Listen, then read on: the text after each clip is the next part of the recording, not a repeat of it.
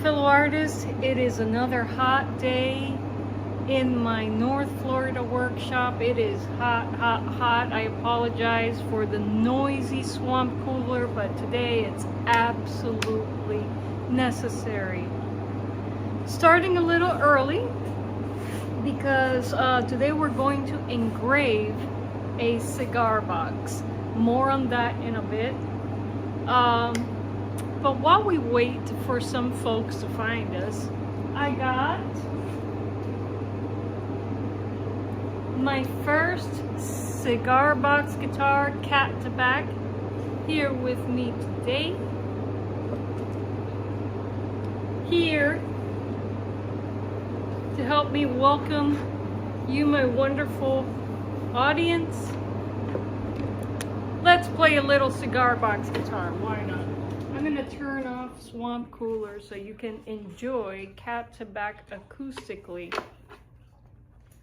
It's a good thing we have them in the workshop today because we're gonna need a little guitar to help us pass the time with our laser engraver.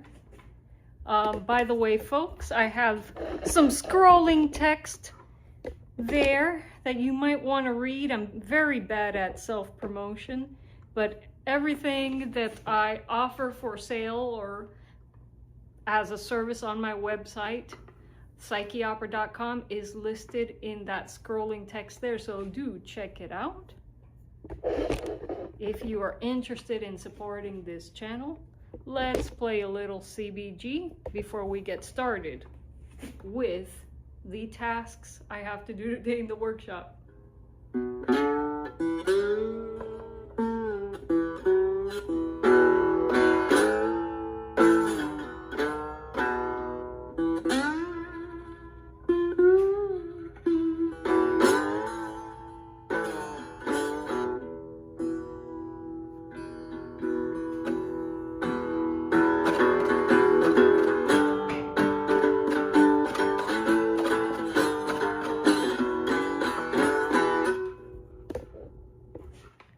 That kind of does sound a little bit like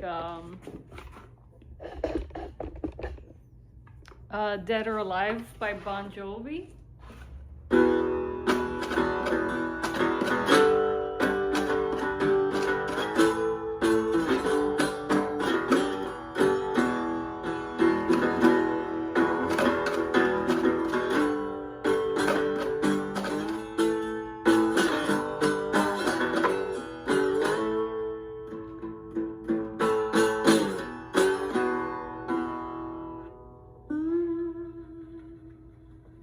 I'm still working on Busker 909's little folk vamp. It works really good on Cat to Back when I can get it to happen. I do a little prep picking before I jump into the real.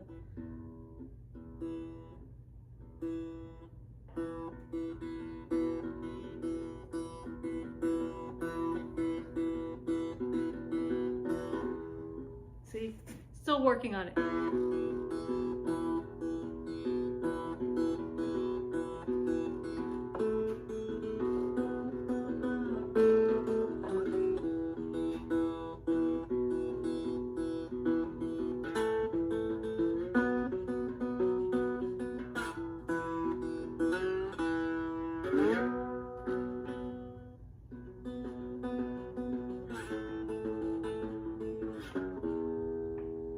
Alrighty, so we're gonna have Cat to Back in handy when we get that laser engraver fired up, and we gotta do some waiting.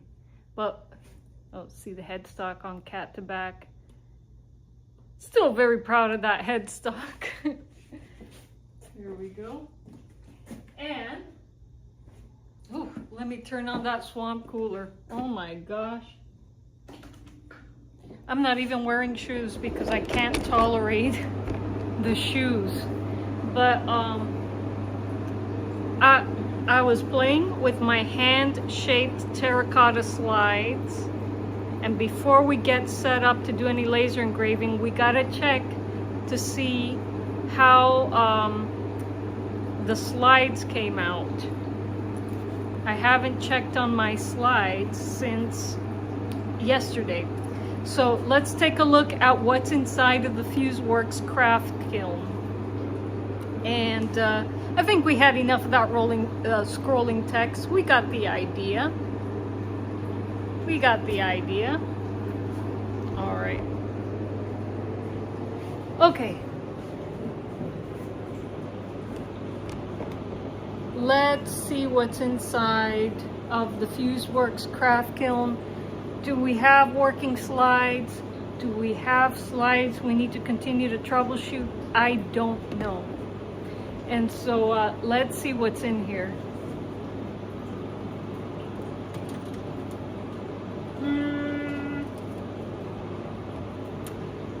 Folks, we got pitted slides. Gotta troubleshoot it.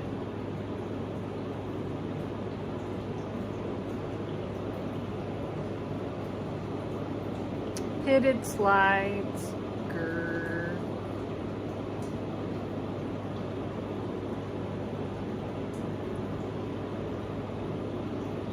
So sad, so sad,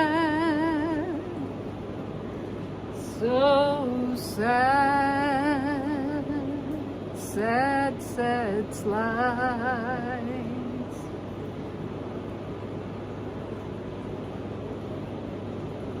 But you know what? As we saw with the penultimate firing of slides, I can mix up a really, really viscous mix of this Amico glaze and dot on the glaze. And then when I fire these up again, they should be okay. We've done this once before, so these slides can be salvaged. But are we gonna do this today? No, not today, because today we're not gonna rehydrate any glaze today. Today we're gonna work on Wendy's Cessna-themed cigar box guitar, and we are going to be laser engraving the Cessna control design right onto the cigar box. So I'm gonna push the craft kiln aside, cover it up, because we gotta set up my laser engraver and computer. Okay. So let's push this guy forward. All right. I need my kiln cover.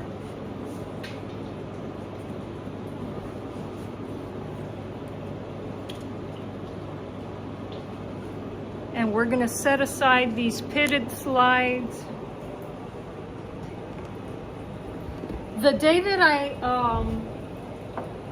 troubleshoot these and mix up a new batch of rehydrated glazing, I will do the spot glazing on these, and then we'll fire them up the same day. But for now, we have another mission today, so we're gonna set these aside. Ooh, I do have to check on the consistency of my terracotta, because if it's ready to work with, we got to preserve the moisture in the bucket.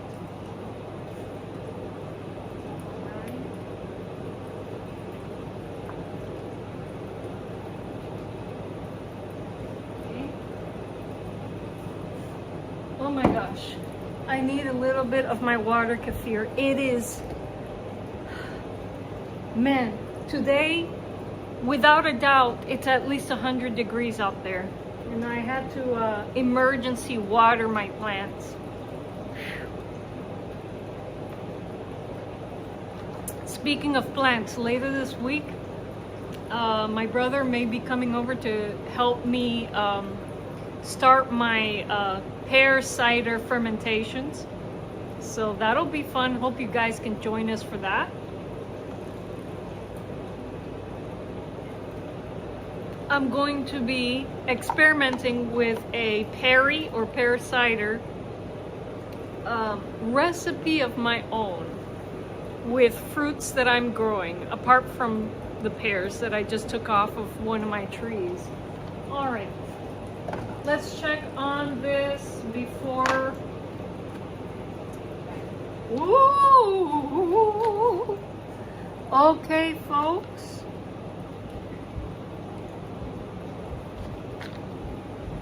I think this could use a little more evaporation, but I think we'll have malleable terracotta clay to work with very soon for our other cigar box guitar project. Snortapoopas is in the chat. Welcome, Snortapoopas. Snortapoopas says, hello, humans and other critters.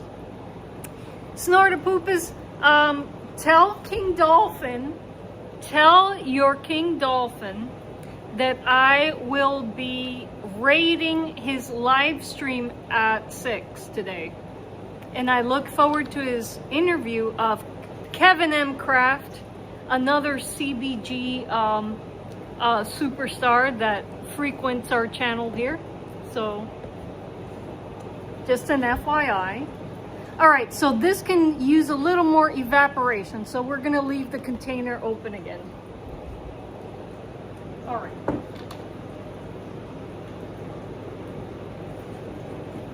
Okay.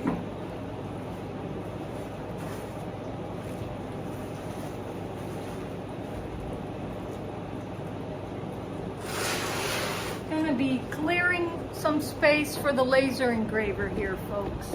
Gotta clear some space.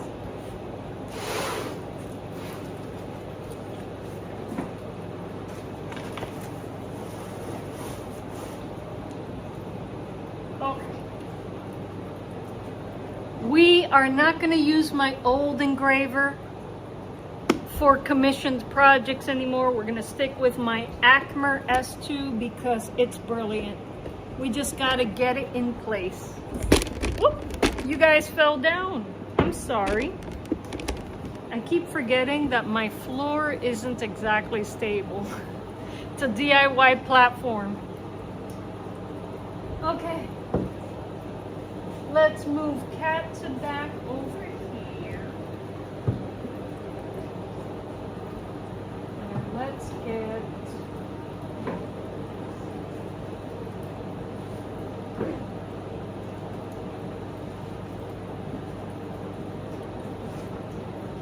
let's move Acmer S2 back to its original spot.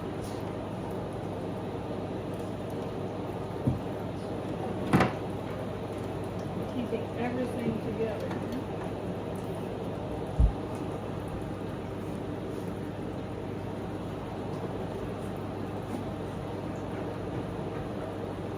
Leaving some room for my computer.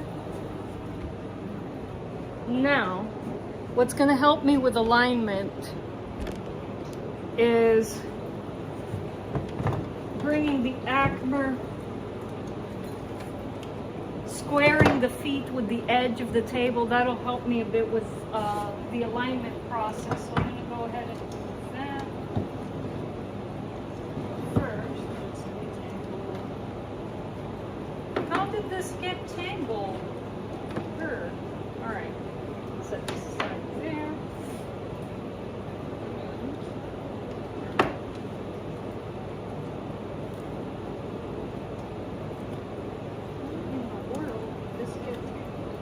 Power cable.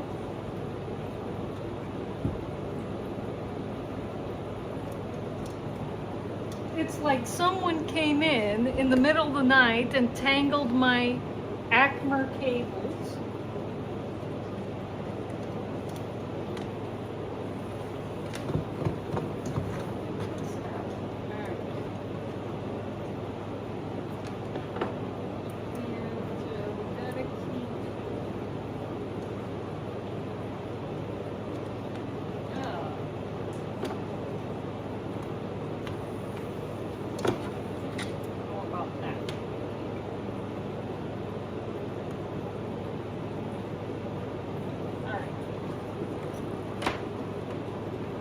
We're gonna pull this baby forward and square its feet up with the edge of my workbench. Again, that's gonna help with alignment.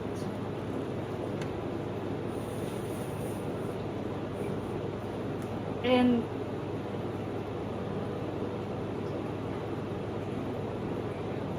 perfect. Now, we might as well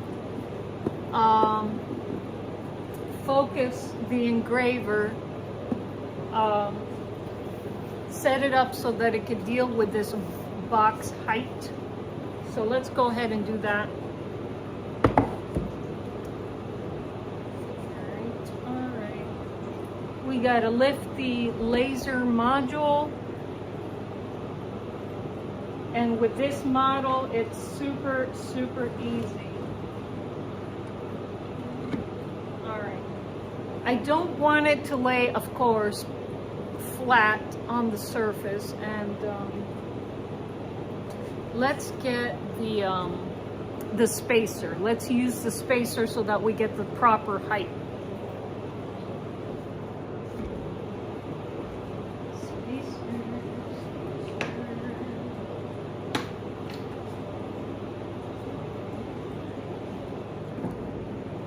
This is what's going to help us get the proper height or focus the laser module.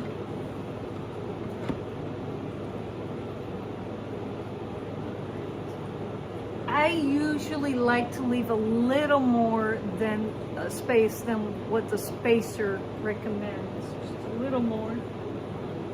Because sometimes the box isn't even across the surface. There might be a dip here, there might be elevation here. It's not always perfectly flat. So to compensate for that, I always leave a little more space than what the spacer recommends, I guess.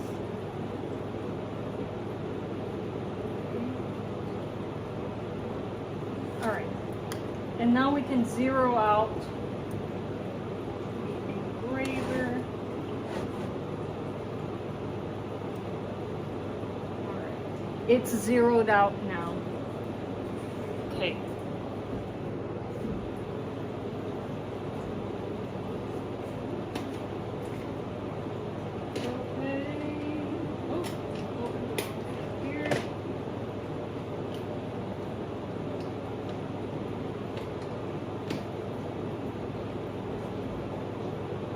Okay,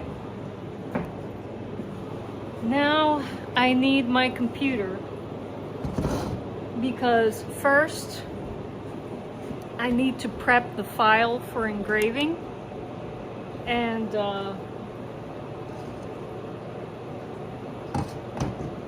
properly preparing the file will make sure that everything looks nice and neat.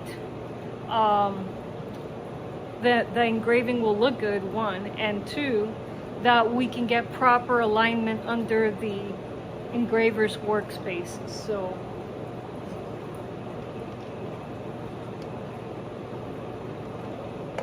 let's get to that. I got my computer.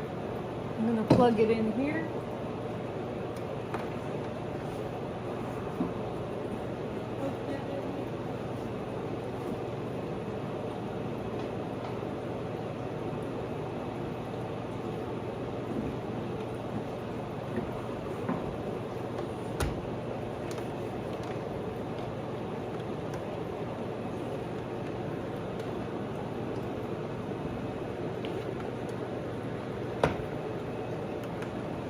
I sent Wendy a mock-up, but I haven't prepared the image for laser Gerbil yet. So that's what we're gonna do right now. And I will take you guys along with me here. You'll be able to see what I see. Hello, Snortapoopers. Hello. Hello, hello. I don't know why you say goodbye. I say hello. Let's do it. Okay. I'm gonna need my tape measures. tape measure, because I have to measure the engraving space on top of the box. Ha! Okay, let's do that. Tape measure. Tape measure.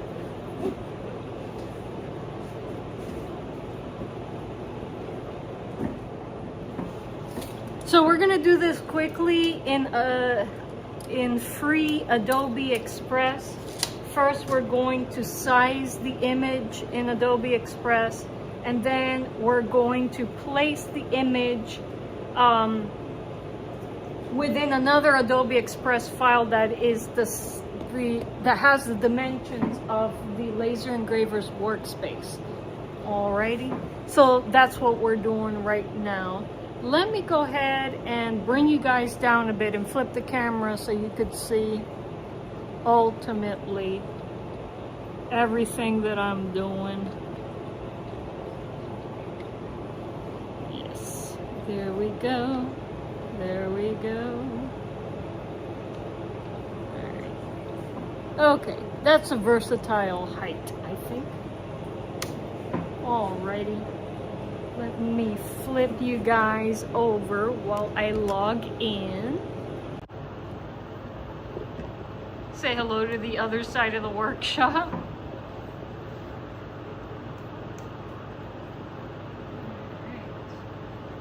Okay. Now I can flip you guys over.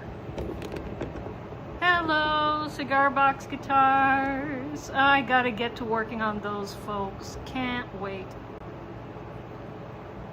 Do you think Wendy will let her son have the CBG? Well, it is her intention to give away the CBG after it's built, Snortaboopus, but I don't know. She may want to keep it.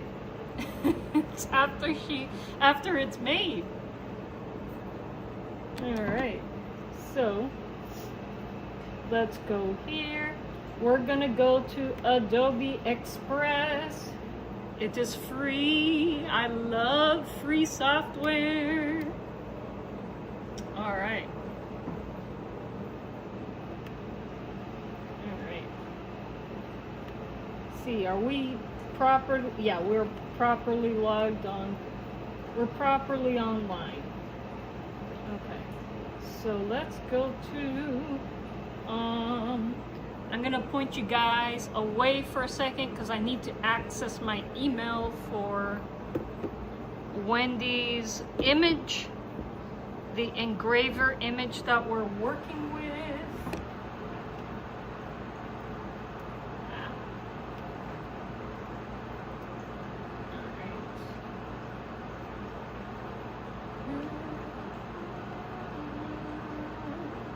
Searching Wendy. Wendy. Here we go. Alright, is this it? Let me see. Ah. Alright.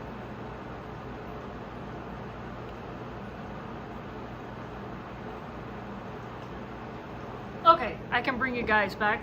Downloaded the image I generated for Wendy from my email. We gotta do a little prep work on the image though. We're going to open it. Okay. Desktop. And downloads.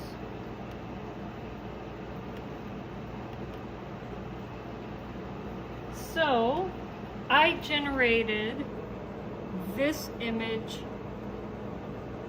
for Wendy's engraving. These are the beautiful Cessna controls in the woodcut style, and you'll notice that the top two control areas in the front will be the instrument's sound holes. And they're very big, so this instrument will be louder than most of my instruments. There is some gilding that I want to do on the inside of the box so that the sound holes shine when light lands upon them. So there's some interest in them. so that they look interesting, like the rest of the engraving. But that's what we're planning, folks. That's what we're planning. But we got to prepare this image for engraving. All right. So, first of all, I need to remove the background. We're opened up in a default Windows photo editor. I'm going to click Edit. I'm going to click Background Removal. Yes. Perfect. We're also going to crop because we don't need so much space around the image. Alright.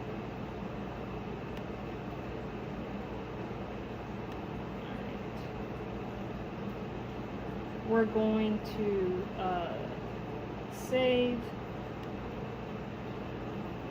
I'm going to save that. Alright. Some other processing that I want to do is let's brighten this up a little bit because it's got to look good in black and white. If it looks good in black and white, then the it's likely to transfer better when it's engraved. So let's brighten this a little bit. Let's see, brightness. Brighten that up. Exposure, let's see.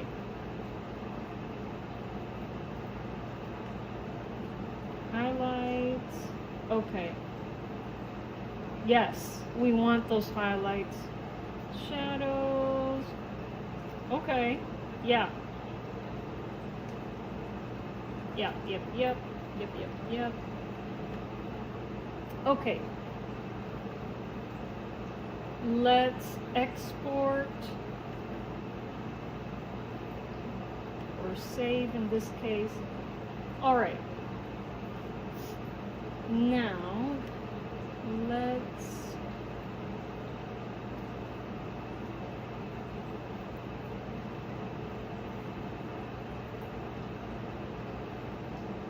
the image, it's not noticeable, not too noticeable.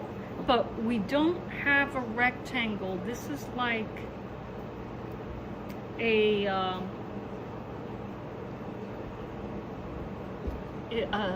trapezoid, a very subtle trapezoid. We gotta fix that. We gotta fix that before we take it to the engraver. Let me see if here I have options to fix that. Let me see. Okay. Is it in crop? Is there a straighten feature here? Let me see.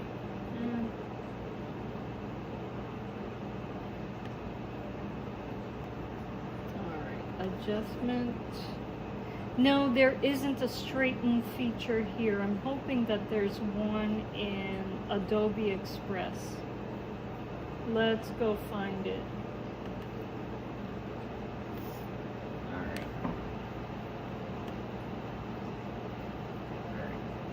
Adobe.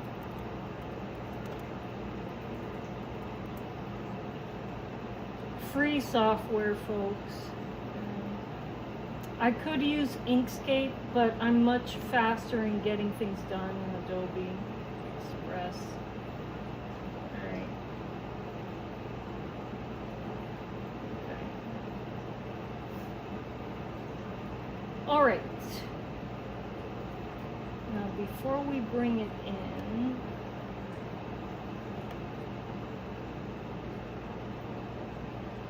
what are all these menus that are just popping up without my permission? Stop. Stop.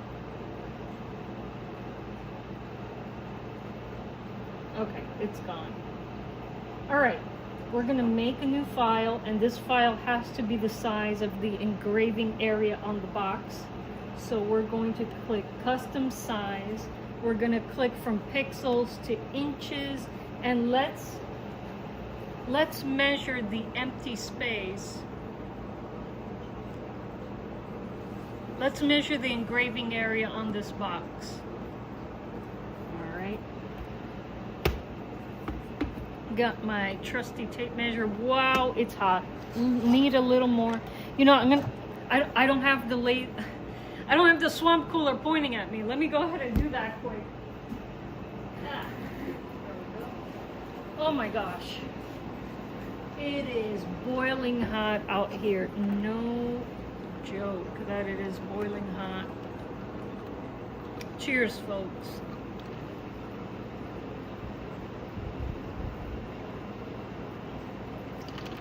Okay, let's measure the engraving space on this box lid. First of all, let me make sure it's facing in the, we almost measured it. Well, I like to keep the box facing in the correct direction all the time. All right, let's measure this workspace here. Length.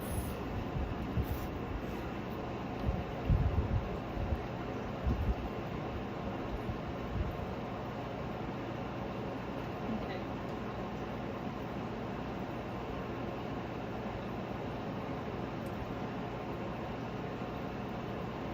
9 1/4 inches long. 9 1/4. So 9.25 inches. And a little tiny bit over 8 inches wide. That's 8 1/16. Okay. 8 1/16. Let me get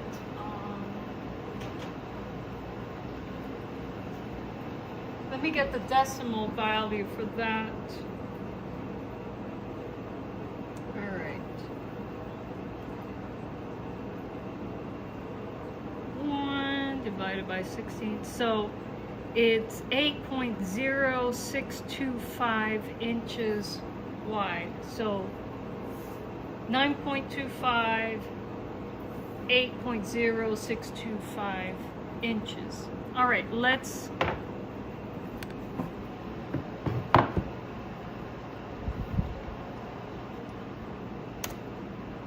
plug that in here to Adobe Express. All right. Okay. Width is 8.0625 inches and height is 9 inches, 9 1/4 inches. New file.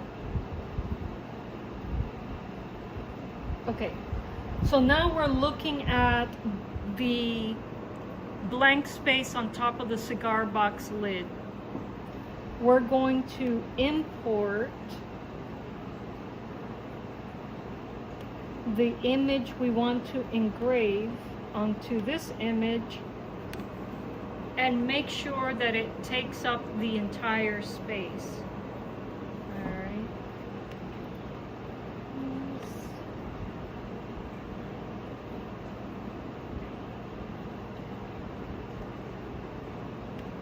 Now, actually, we might have to do some more prompting because I just realized that Gemini included the border of the box in the image. We do not need that, but we do want the airplane images here in the corners, and we do want that nice handy dandy. So we're gonna have to go into Gemini and refine this image a little bit. So I'm going to delete this. I'm gonna leave Adobe open, but we're gonna go into Gemini. Google Gemini. Alright.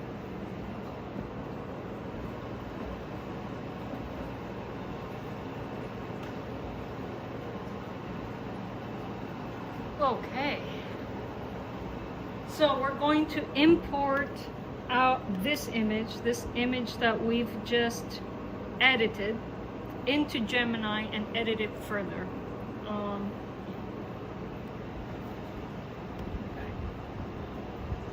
And we're going to give Gemini instructions in parts so it doesn't get confused. All right. First of all, we need to straighten out this image. Okay. Gemini, this image isn't exactly a perfect rectangle.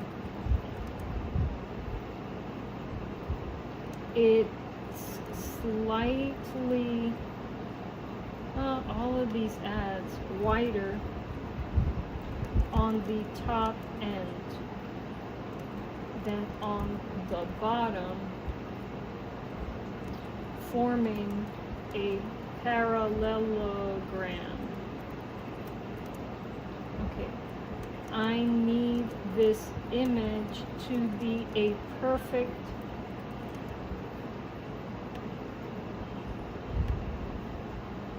rectangle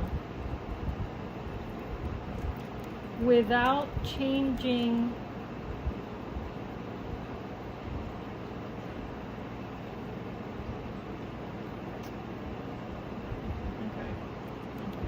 let's see. Can you adjust this image so that it is a perfect rectangle? Question. Let's see if he could do it.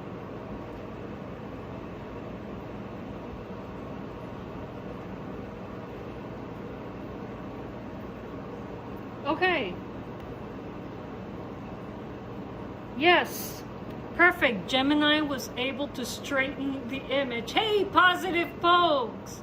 Snortapoopa says, hello, positive folks. Okay, we're preparing Wendy's Cessna control engraving for laser gerbil. Ooh. And I need another sip of my kefir, guys. Sorry about that. It is hot, hot, hot in here. Whoa. It is too hot. All right. Okay, now the image is straightened. Next, we gotta remove the box border. So I gotta think about how I can tell Gemini to do that without confusing it. You've been making pumpkins? What do you mean making pumpkins? You're growing pumpkins? Are you making something with the pumpkins you harvested, positive folks? What do you mean? What are you making? All right, let's see. That's great. Giving Gemini a little encouragement. That's great. Now, can you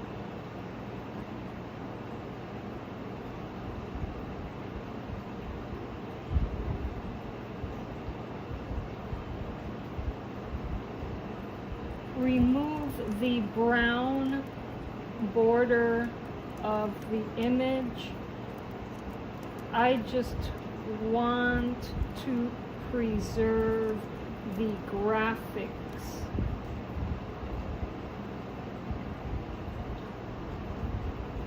of the image. Let's see if it understands that. I don't know. I hope it does. It's thinking.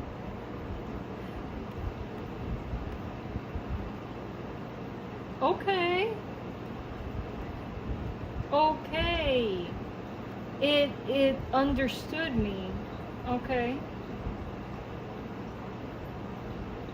I'm gonna say nice. Can you turn this into a...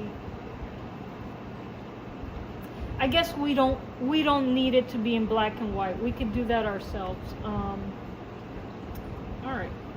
Nice. Now,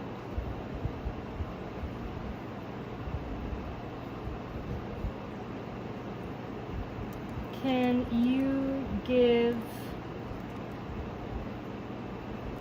you add an Art Deco style border around the image? Or can you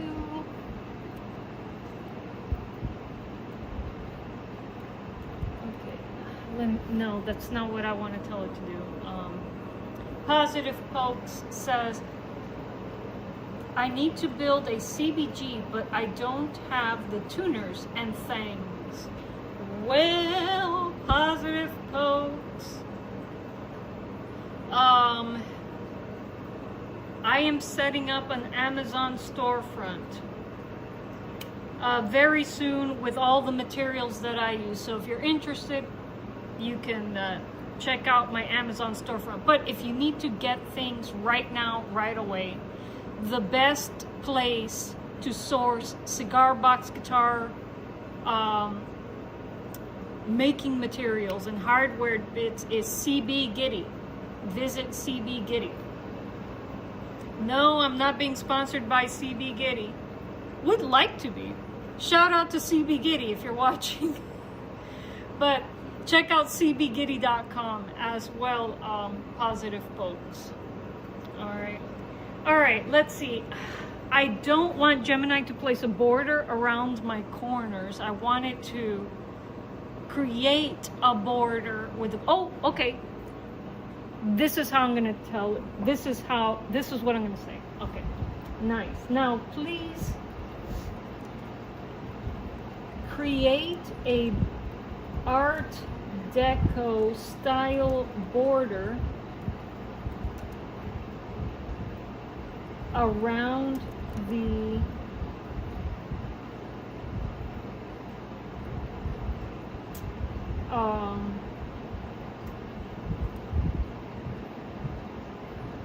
create an Art Deco style border around the airplane control images. I think it recognizes these as airplane control. Starting from the corner markers that are already in place.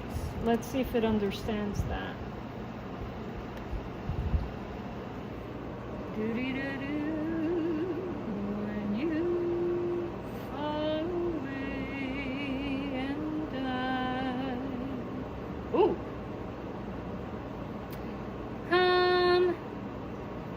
That's too ornate. Too ornate. Yeah, definitely too ornate. I don't want that.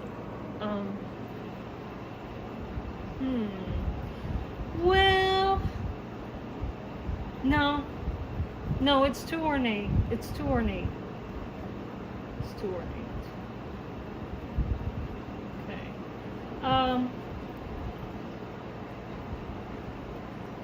That's the border is too ornate. Can you create the border with simple lines? Okay, let's see. That was supposed to be a question mark. Hopefully it doesn't. Positive Poke says, I started back to work but must secure my first paycheck. That is very important, Positive Pokes. Absolutely. Let me see.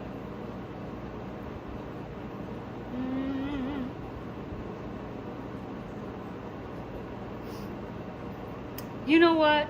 I'm gonna export this simpler. I'm gonna export this simpler image without the border, and I can make a border inside of Adobe Express. because I think if I continue to prompt Gemini, it's gonna bastardize my image. You see how here it removed the airplane? No, let's download this one. Bloop. There we go. Okay, let's go back to Adobe Express. All right. Let's go downloads. All right. Okay. All right. Now that the image is perfectly square, or matches the rectangle here. Yes, perfect, perfect, perfect, perfect, perfect. All right. We got the hard part done. Now all of the circles are the same size and shape because we don't have that parallelogram thing going on anymore. Now,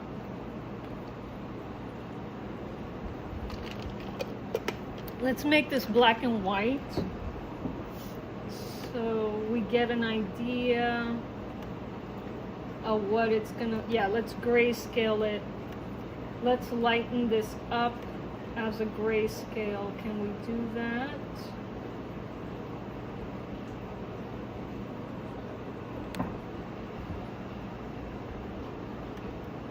Well, I guess I can do that extra refining work in laser Gerbil. Let's get a nice border around this. Let's go to add content media. First of all, let's remove background. This is going to help us with our, oh no, I didn't like that. It removed my airplane. Okay. We're going to have to work on top of this image. Edit. Content. Media. Or not necessarily media elements. Let's go to borders. Yes. This is the border we wanted. But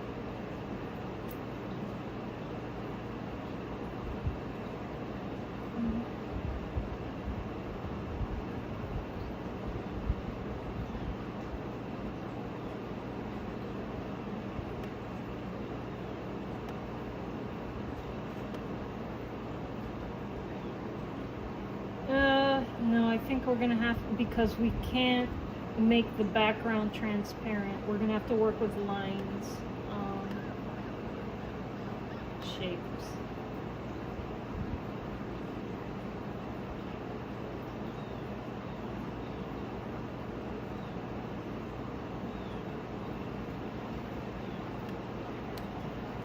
Let's work with lines here. What kind of lines do I want? Lines. No, that's not what I want. So remove that.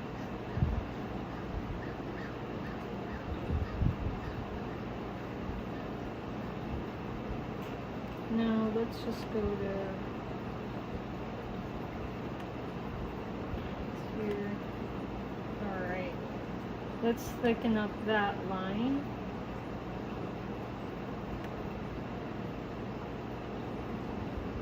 No, stop moving my top image. Alright. I don't know why it wants to move my top image when I have this selected. Stop it. Alright. Just stop it.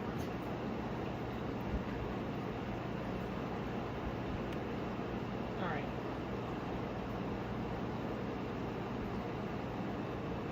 For the life of me, I don't know why it wants to do that. Okay. Let's make it shorter.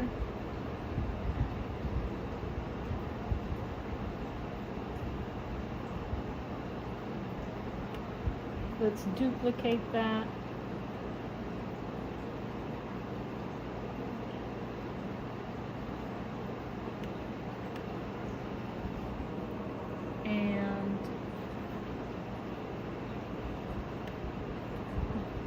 duplicate it again.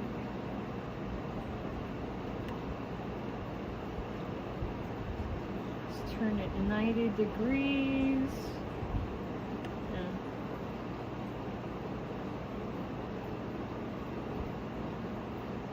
Okay, it's a little thicker. Okay, so 25. Is it 25? A little more.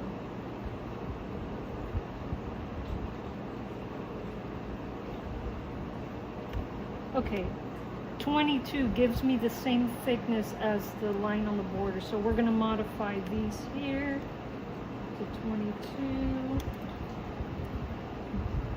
Border thickness. Let's do that too. Alright, come on.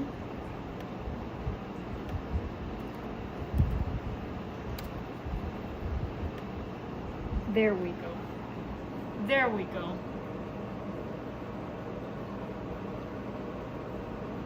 Snorta Poopa says, yay! And Positive Poke says, don't stain it! I will not stain this box, Positive Pokes. No way. Although, we're not dealing with MDF.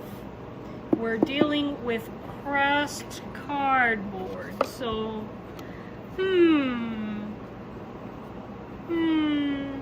will I want to stain it? You know what, before I do anything, Positive Pokes, I'm going to research to see how stain behaves with pressed cardboard. So, I'm tempted to stain it. But again, this is an MDF. But I am going to do my research, Positive Pokes, to see how pressed cardboard behaves with stains. So I'm not going to stain this until I know, until I have some answers about how pressed cardboard behaves with stain. All right, so let's continue. Here. Let's move this here. Okay. I got this perfectly aligned. Perfect. Now I'm going to duplicate. Stop. Adobe. What is your problem? Yes, that's what I'm trying to move.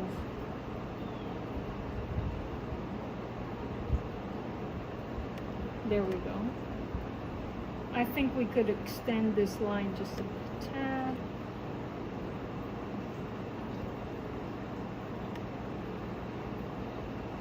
Because it's a different airplane. Alright, there we go. Now, we're going to duplicate again. I like that double line effect. I think I may do something with that.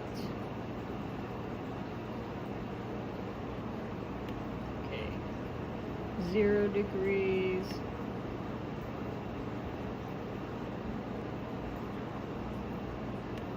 Let's shorten this line.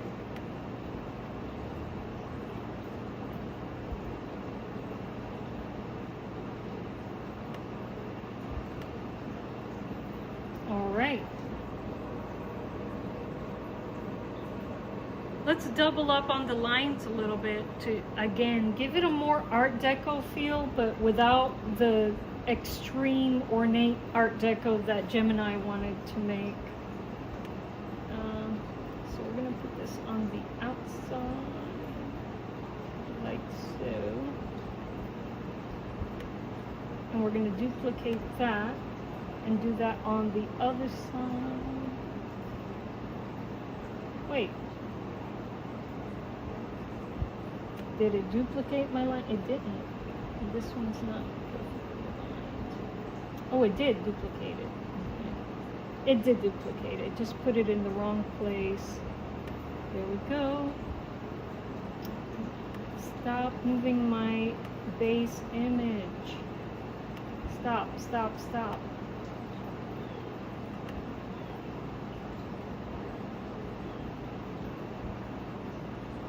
Okay.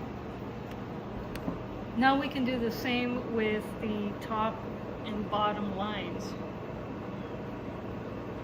Do I make any resonators? No, I haven't made any resonator CBGs yet, positive folks. It's something that I am interested in experimenting with. You make wooden pumpkins. Very cool.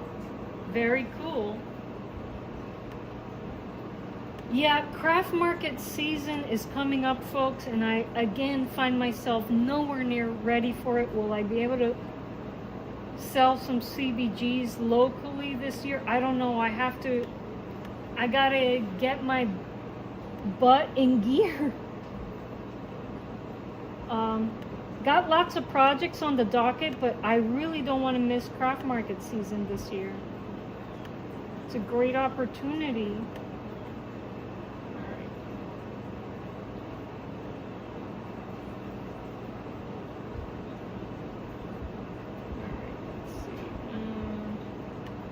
Alright. That looks kind of Art Deco-y.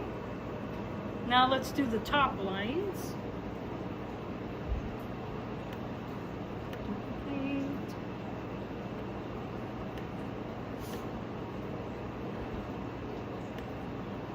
I'm highlighting the right line. Alright, let's make this line shorter. And let's duplicate that line.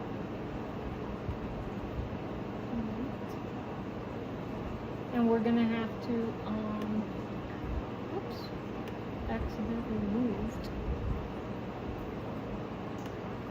Uh-oh. I traded off the wrong lines here.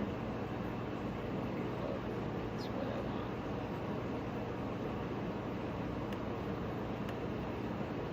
Not exactly the same place.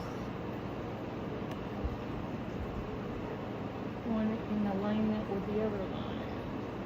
Alright.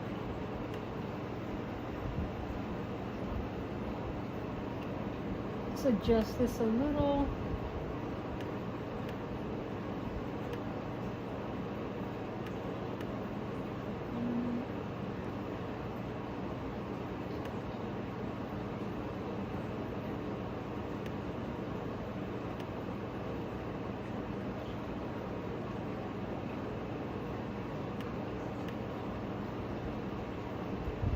I don't like that this line is stretching out so far. Let's do that. And all right. Let me give this Cessna on the top a little more space from the lines. There we go. Okay, so we got a nice Art Deco-y thing going on here. Yay. Okay, and Stogie, welcome, my friend, welcome. Thank you so much. Oh my goodness, we have a CBG legend in the house, folks. Stogie, Cigar Box Guitars. Yeah, please go visit his channel. Thanks for dropping by, Stogie. Cheers.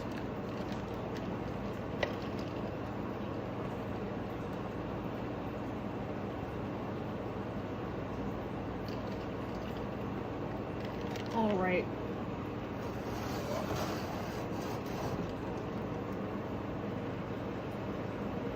Okay, let's export this. This image is the size of our cigar box lid.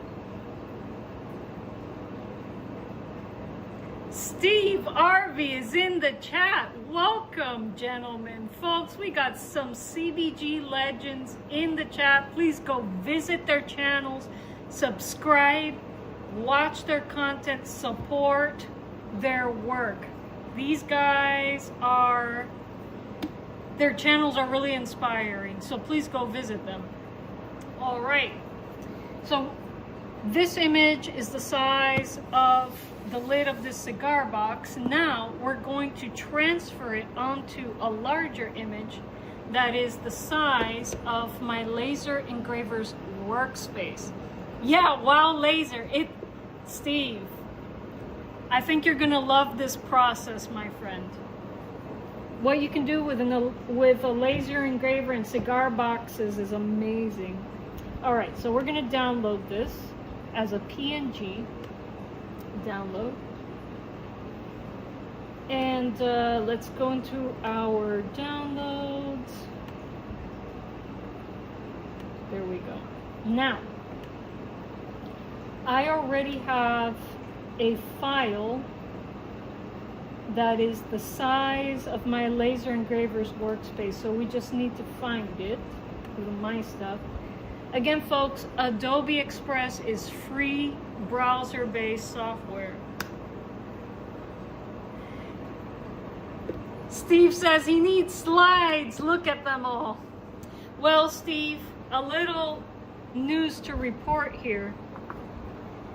I gotta fix these. The glazing went wrong on these, and the glazing went wrong on these too. So I gotta paint in these pinholes and try to fire them up in the FuseWorks craft kiln again. And so we got a little more work to do with my slides. And in this bucket, I have some terracotta where I'm gonna be making some hand-shaped slides. These terracotta bisques were made by my buddy Jeff Patterson, who's a pro ceramicist, but I'm gonna make some more of my hand-shaped slides. The glazing should come out like this, not like this. So we got a lot of work to do with my slides. Yeah, yeah. But don't worry, Steve, I'm not giving up on these slides. We're gonna fix these. We've been able to fix them before. We're gonna fix them. All right. Go back to my Adobe Express. Oh my gosh, it's so hot out here, folks. It is so hot out here. No doubt. It's about 100 degrees out there, and I wouldn't be able to work in here without my swamp cooler. All right, let's find, okay. So this is the file that contains my laser engraver's workspace. It's a 300 millimeter by 300 millimeter workspace. We're gonna remove this cat image. We will come back to that cat image in the future, no worries. You guys know what I'm gonna do with that, right? Those of you who are not in the know,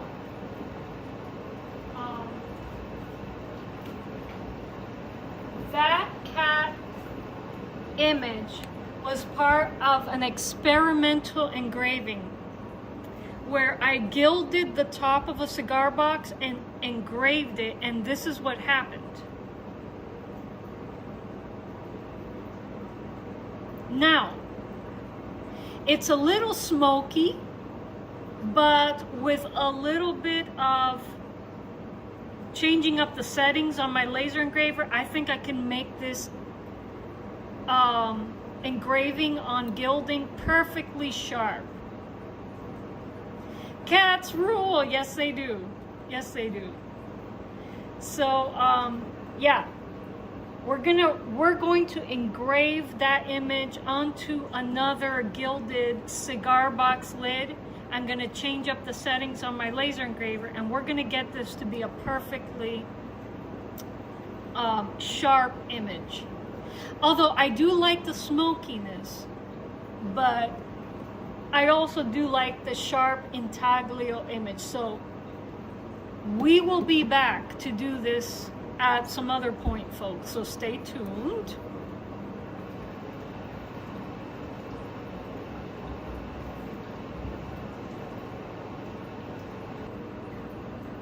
I'm gonna bring in the engraving we just made. Okay. Or the design we just made. Edited. Let's place it at the center of the engraver so we don't run into too many spacing issues right there. At the center, it will be easy to align. Give me center, give me center. There we go. All right, we're gonna export this. You love the cat box? Thank you, Steve. We're gonna refine that project, Steve, some more. Because I'm having a lot of fun gilding cigar boxes. And I love copper foil.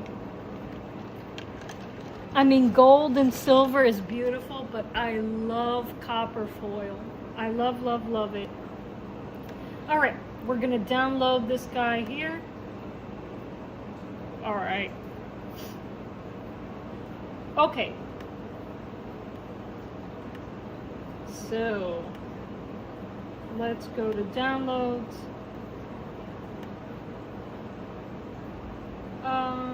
No, we don't want to.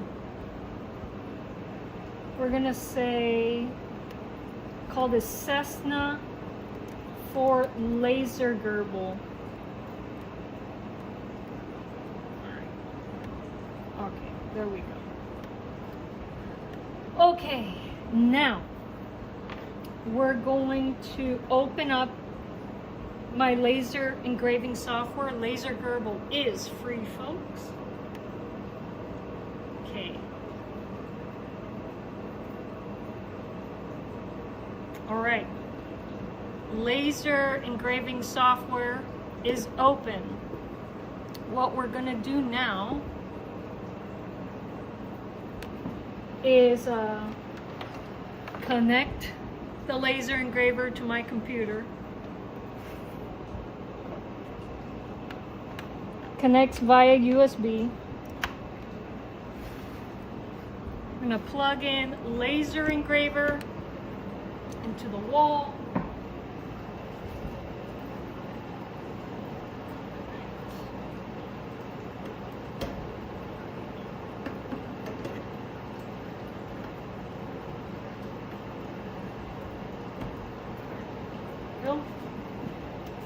Ooh, I need my safety glasses.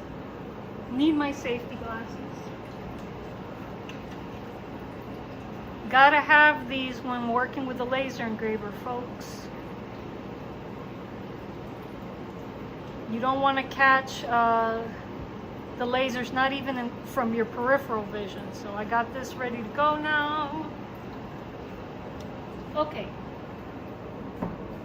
And we're going to turn on the laser engraver. We zeroed it out earlier. Okay.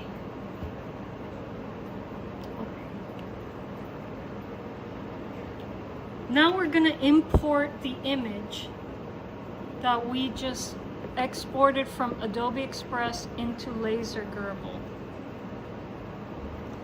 Snorta Poopa says, hello, Steve Harvey. All right. Let's go to File. Let's go to Open File. Let's go to our Cessna. Okay.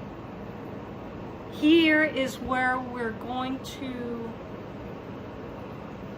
mess with the image to ensure that it comes out like as that the engraving works out.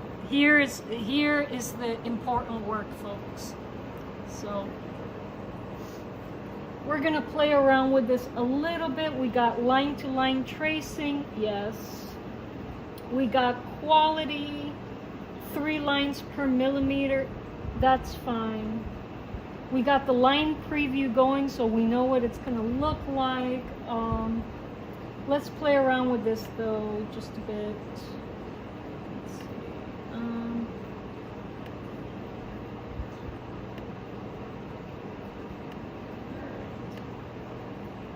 we want to get as much detail. All right, here with the black to white, we're losing detail, more detail, more detail. Let's see.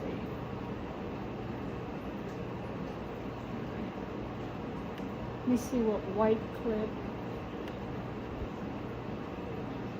Or are we getting more detail with white clip? Let's see.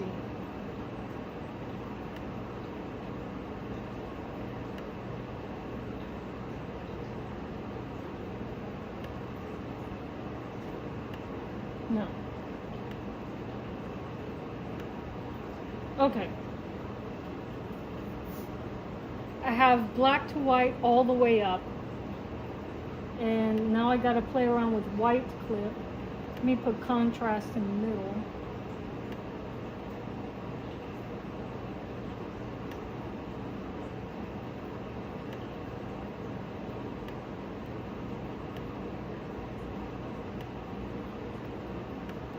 And brightness, brightness.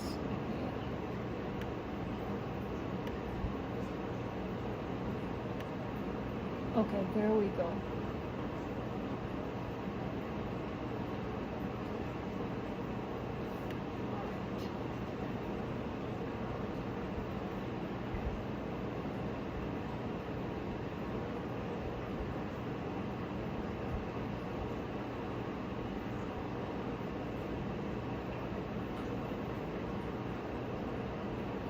Okay, there I think we got the detail we want.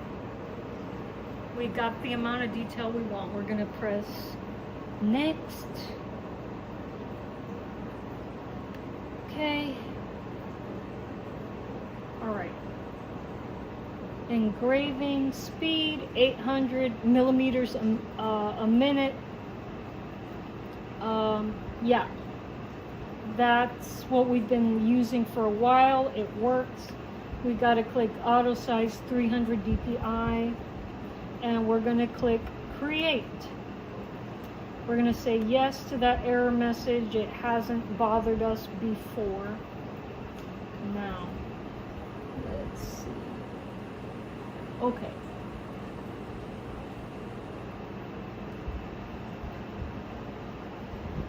Okay. Okay. Now box alignment begins. I'm going to pull you guys out so you can see what I'm doing. Because now we're going to be working between laser gerbil and the engraver.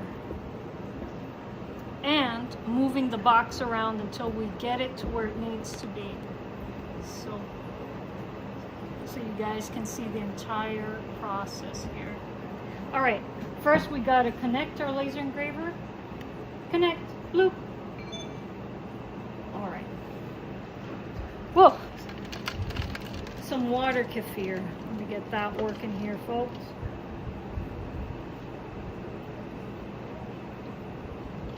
No joke.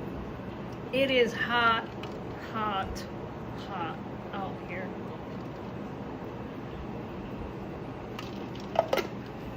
All right.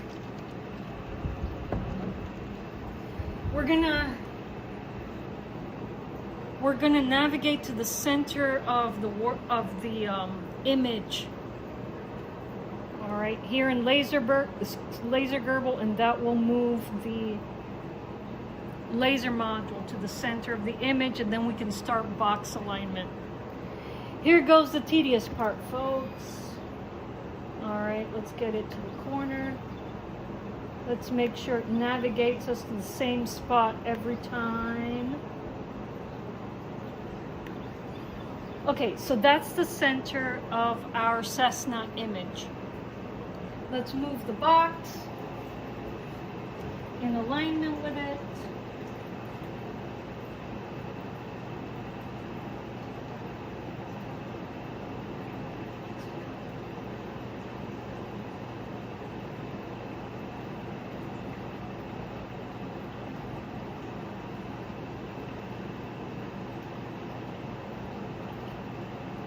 All right.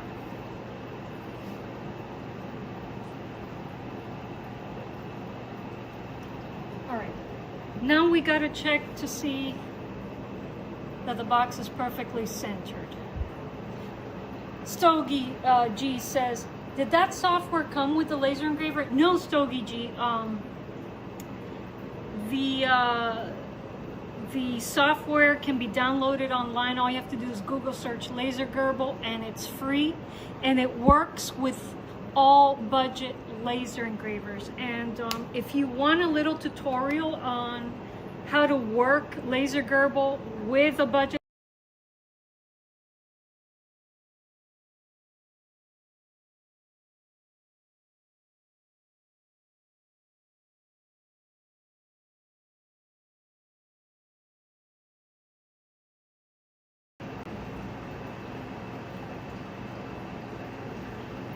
sorry about that, folks. My phone just rang.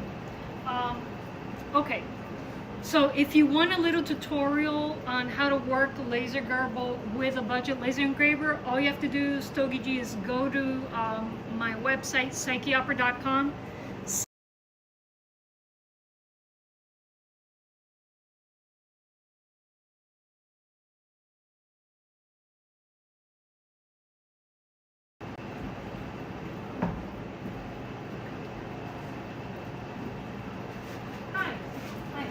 I will be right back with you folks. I'll be right.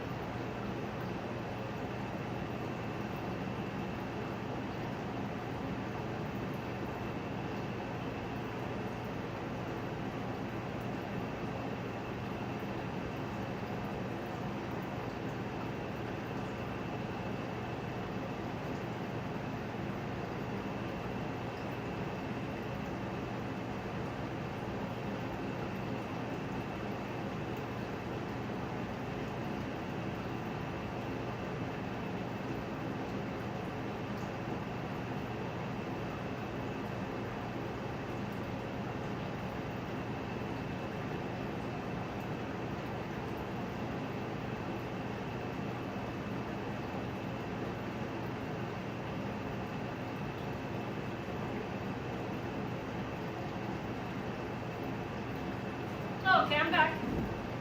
I'm back. Sorry for disappearing, folks. I had to take that call. We're having to deal with major home repair, and so we're trying to get that sorted as quickly as possible. Man, bad news always comes in threes.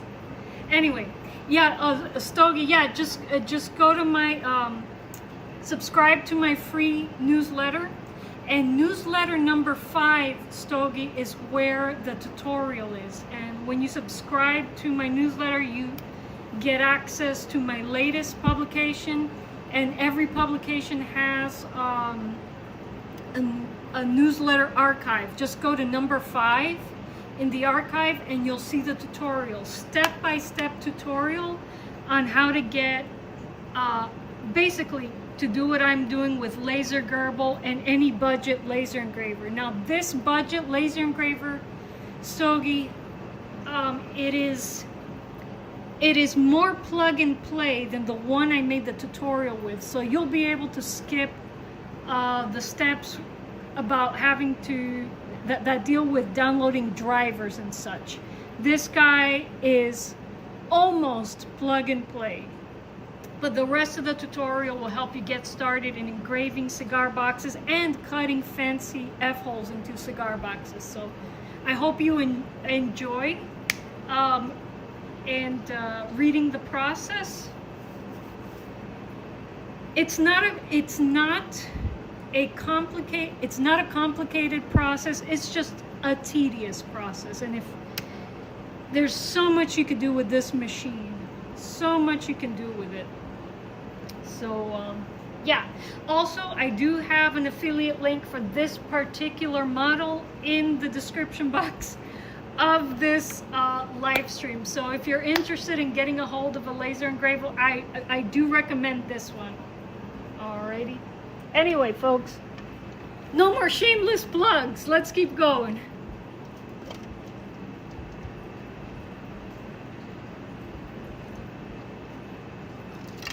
Alrighty, here we go. Here we go. All right. We're gonna navigate to the top corner of the top left corner of the image to make sure it aligns with our box. Double click, and there it goes. It's walking, it's walking. And this is perhaps, Stogie, the most tedious part of the entire process. Let's activate the laser to see where it's falling. Oh, okay. It's falling in the wrong. Let's get it. Oh no, go back.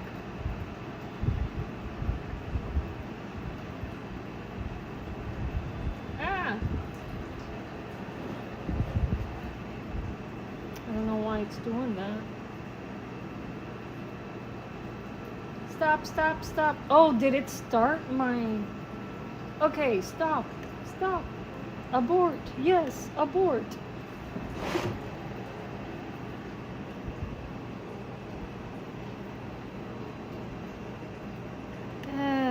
Did I inadvertently start the...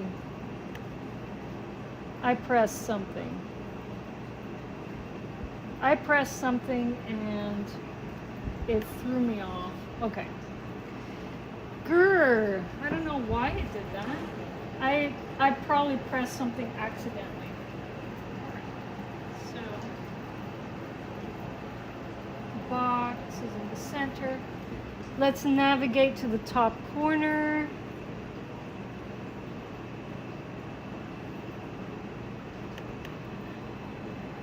There it goes.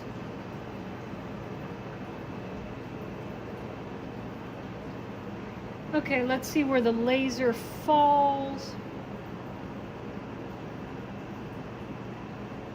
Gerbil. Oh, it was a Gerbil reset.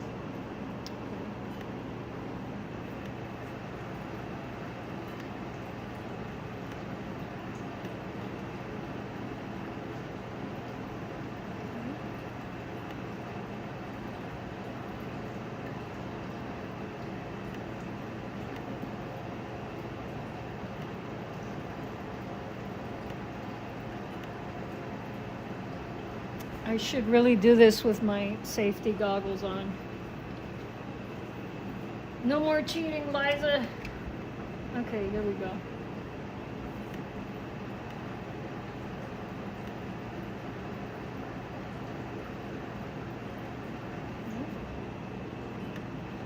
Okay, let's navigate to the other corner and make sure we are symmetrical. There it goes, there it goes.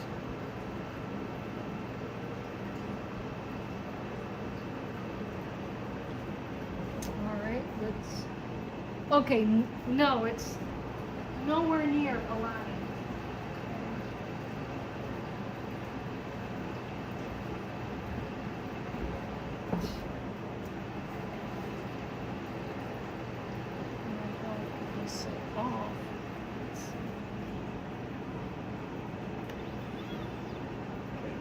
That's the center.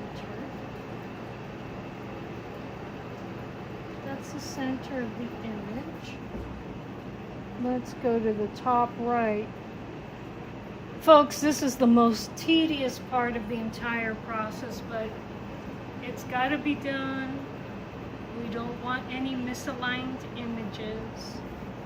All right, let's see where the laser's falling.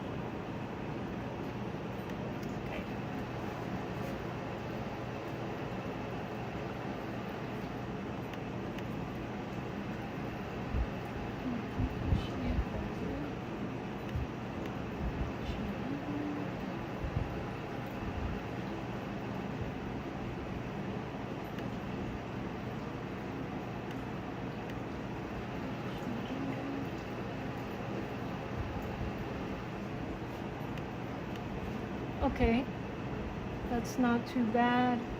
Let's check the other side.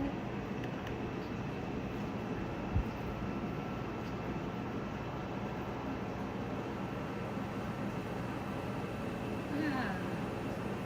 At least the cicadas are singing for us now. No, no, that is not correct. That is not correct. Let me not be aligned on both sides.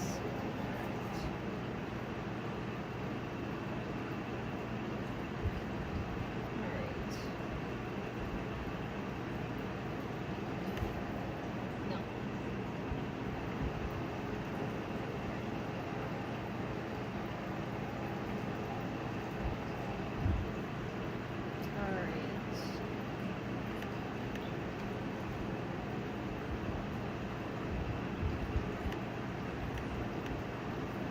Did we upload the correct image?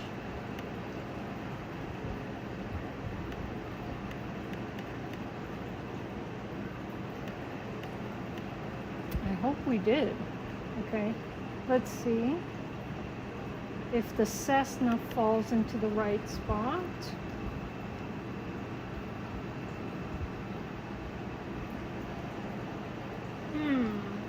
Not quite.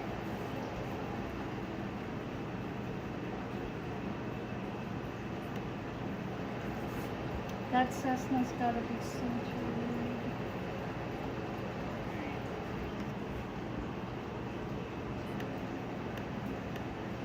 Alright, let's check the corners again. Again, the most tedious part of the process, folks. It is what it is.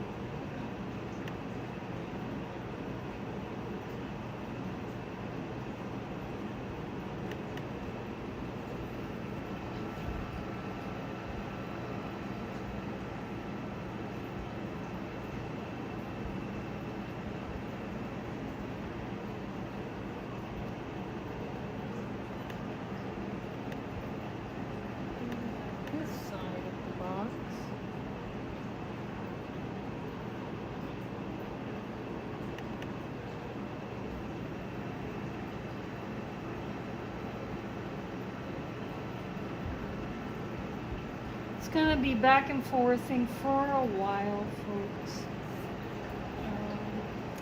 This one falls.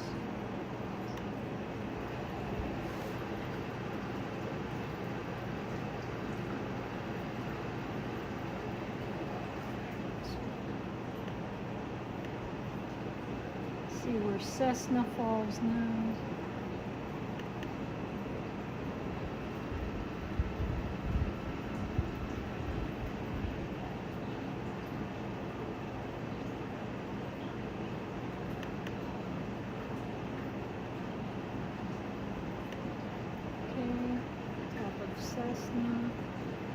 I think we're going to end up pushing this box up a little bit.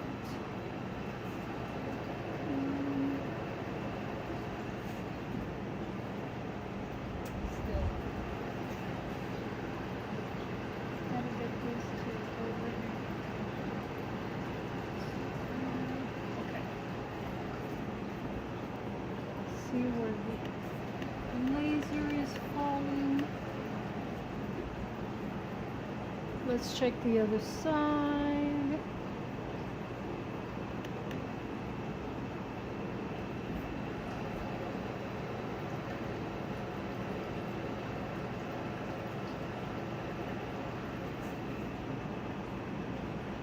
Okay, I think we're symmetrical now.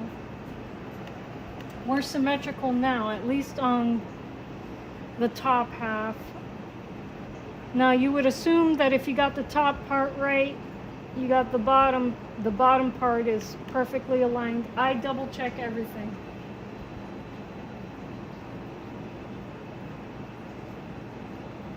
Because if there's misalignment in the bottom, that means there's slight misalignment in the top and you didn't get the top part perfect. So, haha, I knew it. We gotta push the box up just a tad without moving anything.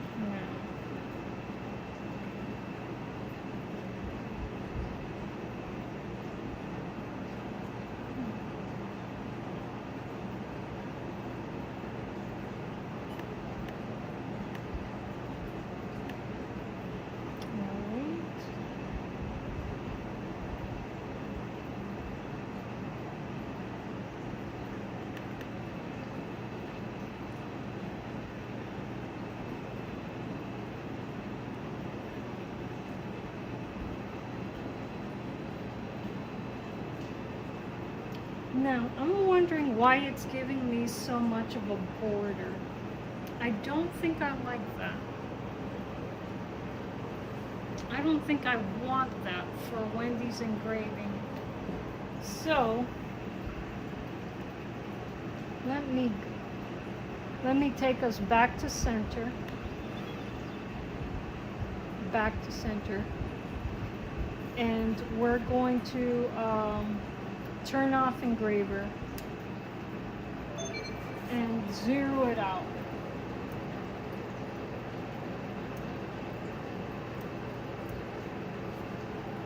Feeling like the image has too much of a border.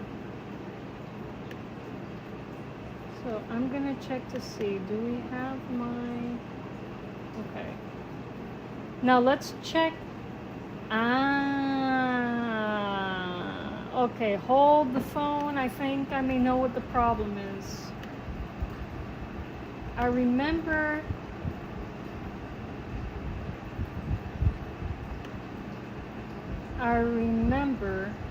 that when I first made the workspace inside of Adobe Express, that it was too large, and therefore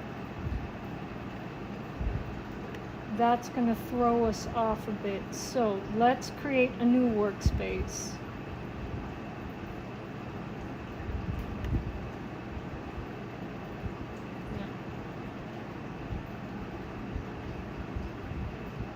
Yeah. Let's go to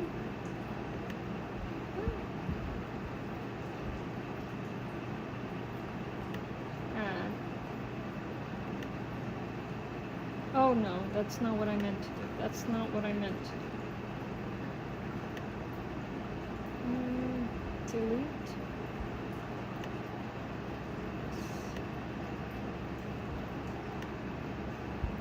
Okay, what's this work area? Oh no, it does say 300 by 300. So,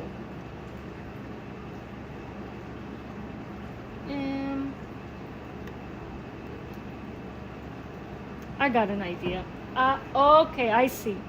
I got too much cushioning around the airplane image. All right, so let's crop that a little. Actually, we're going to duplicate. We're going to set that aside, make sure this is centered. We're going to crop this. Bloop. Bloop.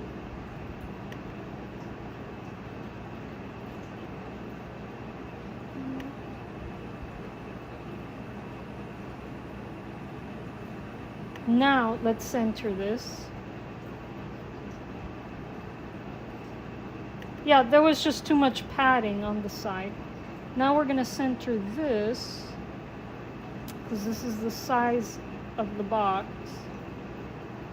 All right. All right. And so, this is the one. Whoop. Okay. Now we're going to stretch the bottom one.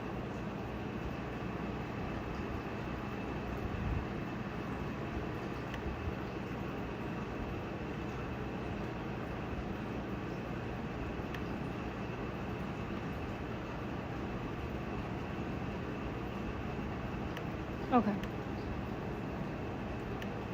All right, bottom, top. Wait a second.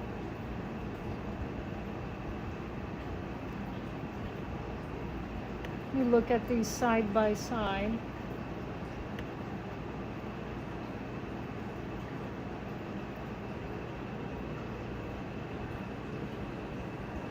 Yeah. The top image is slightly larger. Okay. So without changing the size of the box, we just made the image within the box larger and took away all that padding that we don't need. So that was the problem, folks. That's why I was like, Why is there so much space around the image? We're gonna download this. Downloading.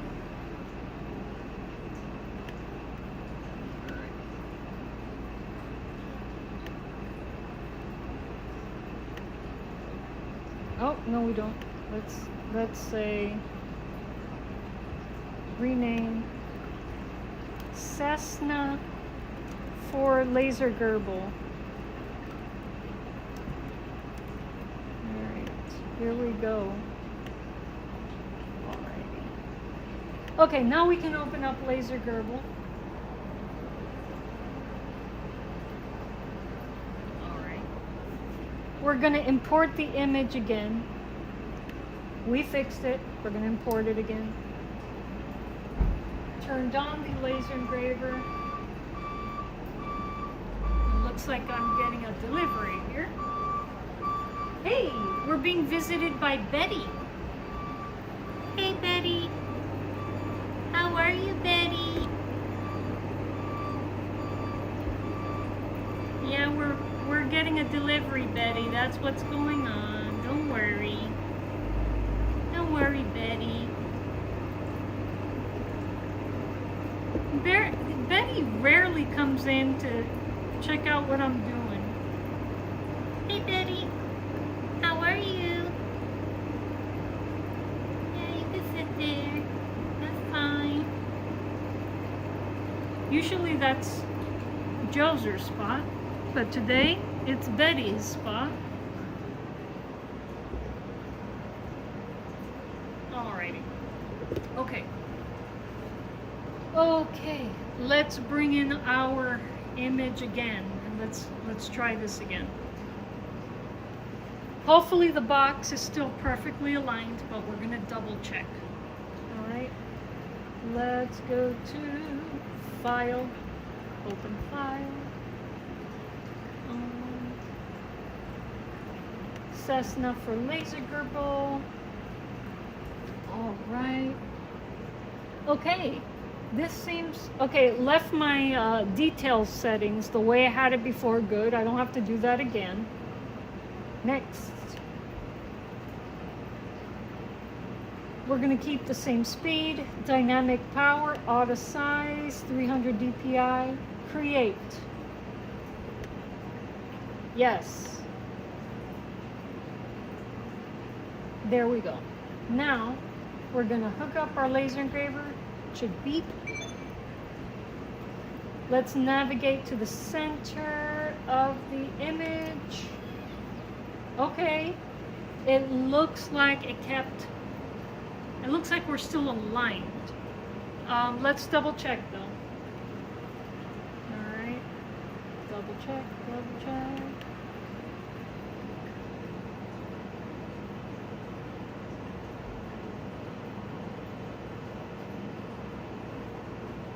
Okay, let's turn on the laser, see where it falls.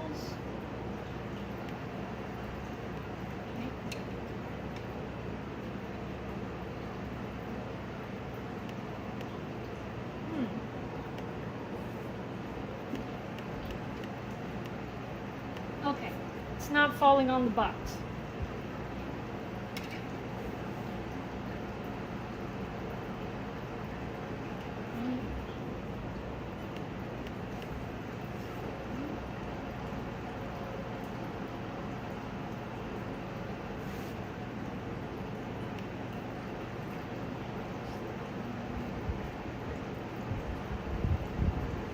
I wonder what just arrived.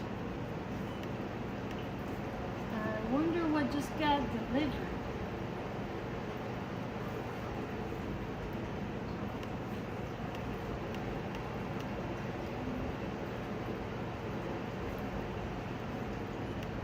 Okay, got it right in the corner. Let's check the other corner.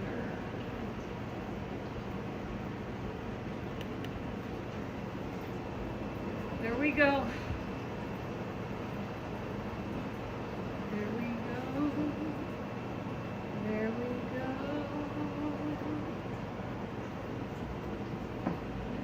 So let's turn on the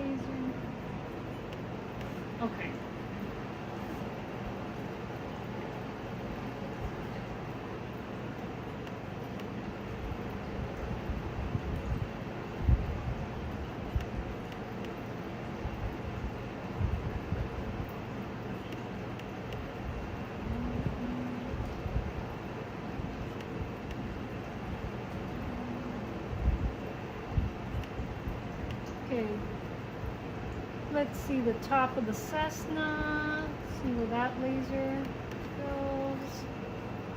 Make sure we're centered.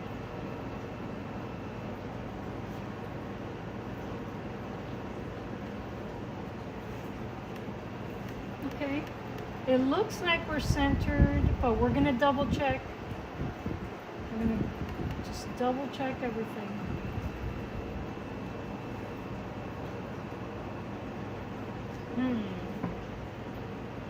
This is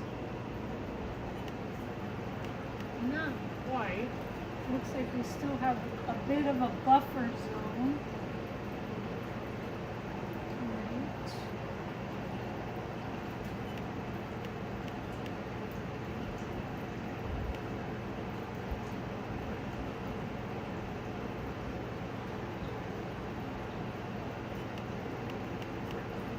Right.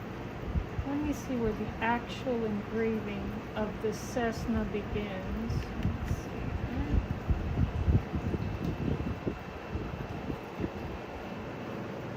Alright.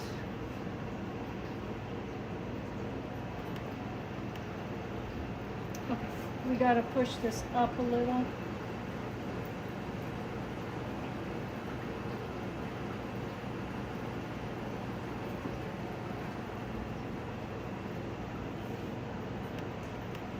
That seems to be right.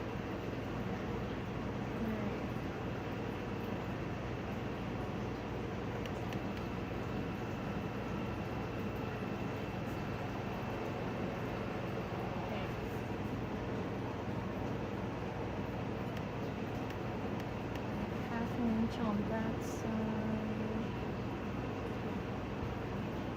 Let's see if there's half an inch on this side.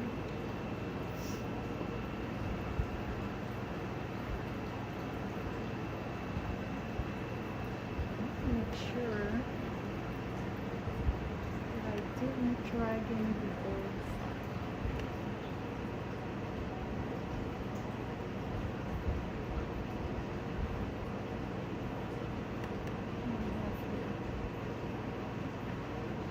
Okay, that's fine. All right. Okay, just about. Let's navigate to the bottom center.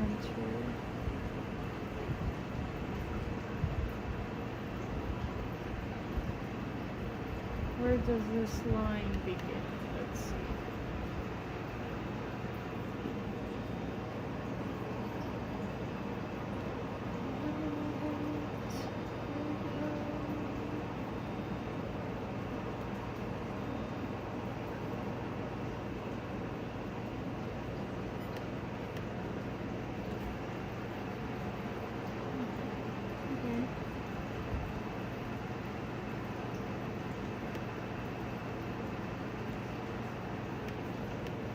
Let me see where the top line is. That would be a good thing to check.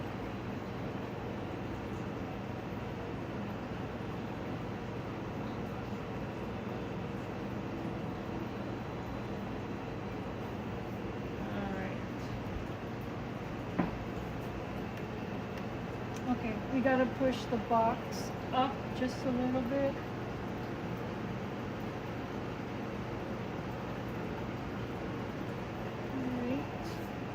Let's see where that line falls now. All right, now let's see where the parallel bottom line falls.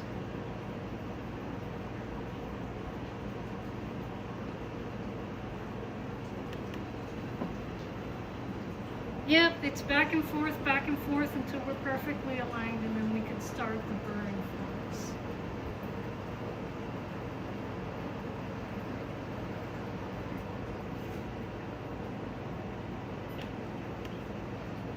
Okay. Now, let's check the corner.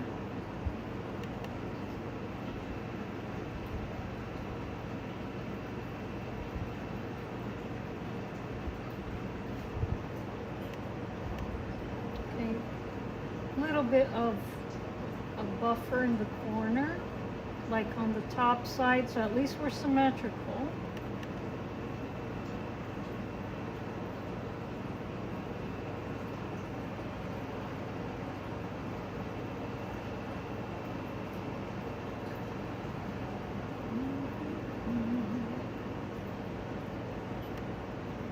Okay.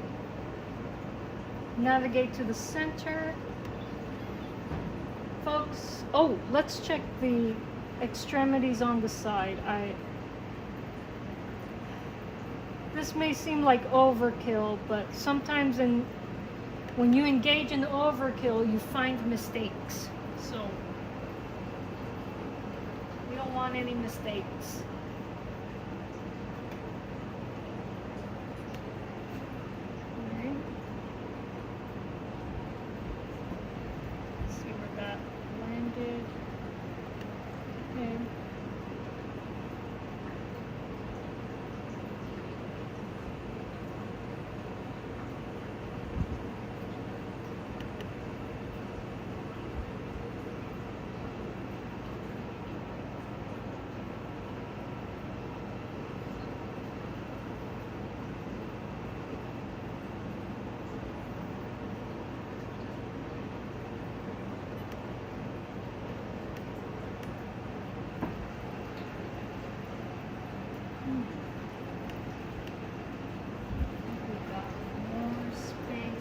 This side than on this side. Yeah. So we're going to push it over just a little.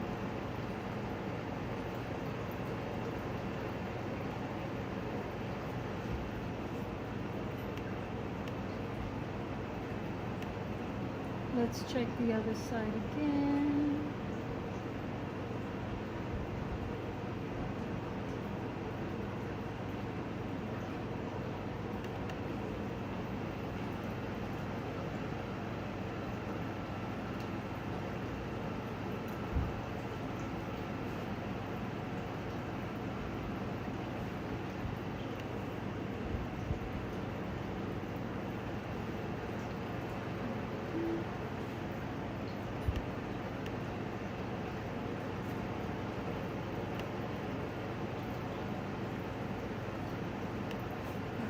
Let's make sure that on the other side we got the same space after the push.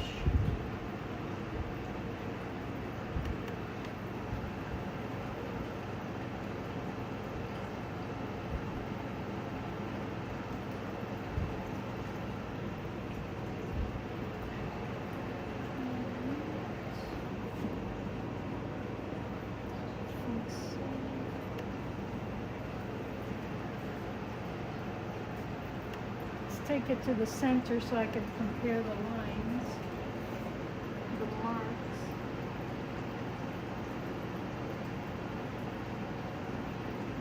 Let's check the top corners again to make sure that I didn't tilt the box. Back to Cessna.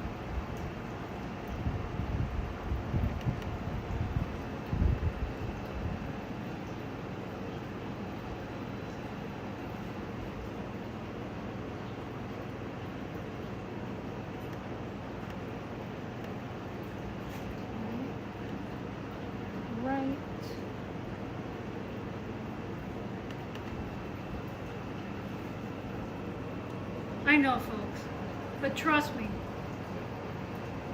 we don't want to mess up alignment. This is the most tedious part, I promise.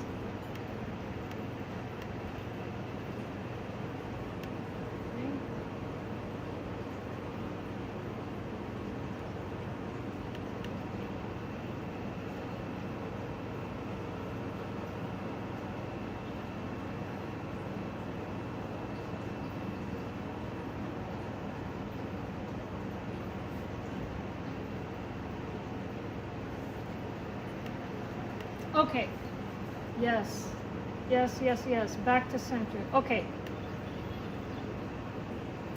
I think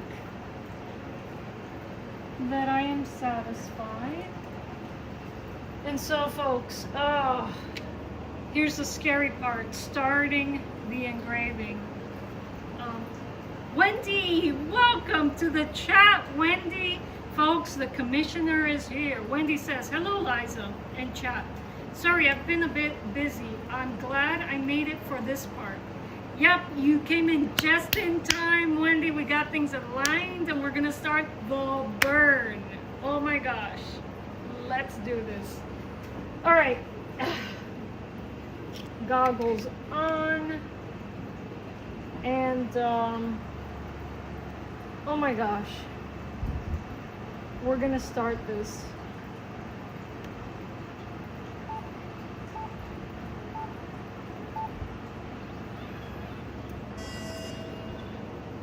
Okay.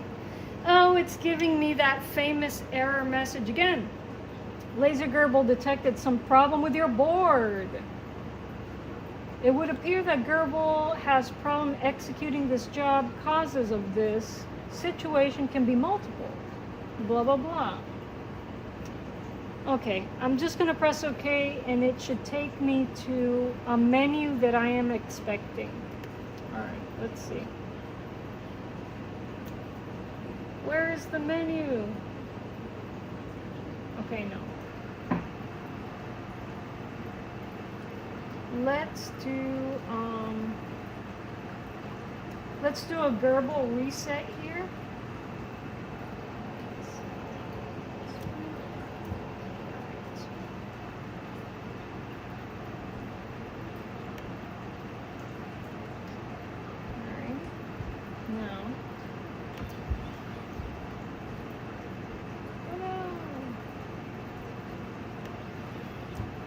Okay, we gotta close this file. No worries, Wendy, no worries. We're gonna fix this. Disconnect laser engraver, turn it off, and we're gonna open the file again. We're not gonna move the box, it's already aligned.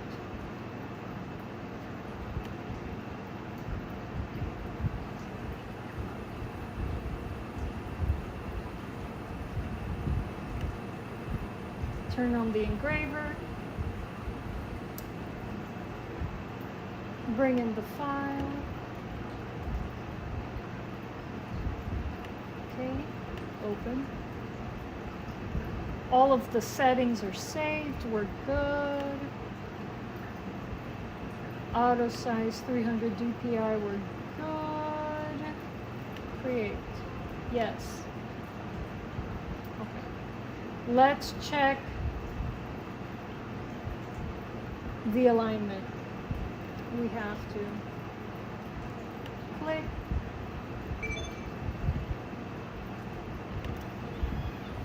All right, it brought us back to the center of the project, so it looks like we're aligned. We're gonna double check though. We're gonna double check. Okay.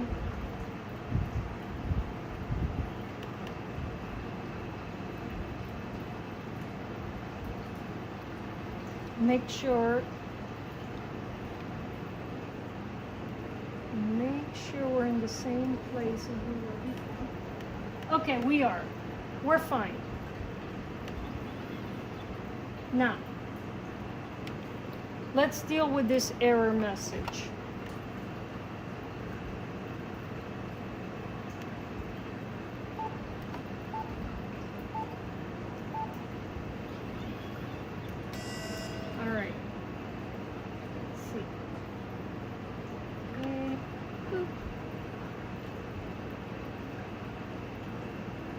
I know what to do.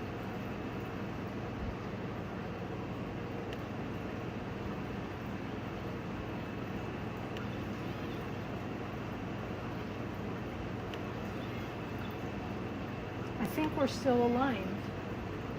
Okay. Let's go. Let's do it.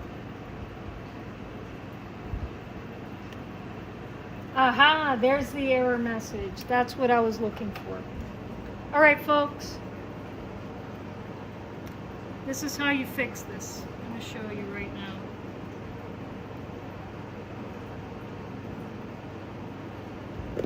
I've dealt with this before, and this is the fix.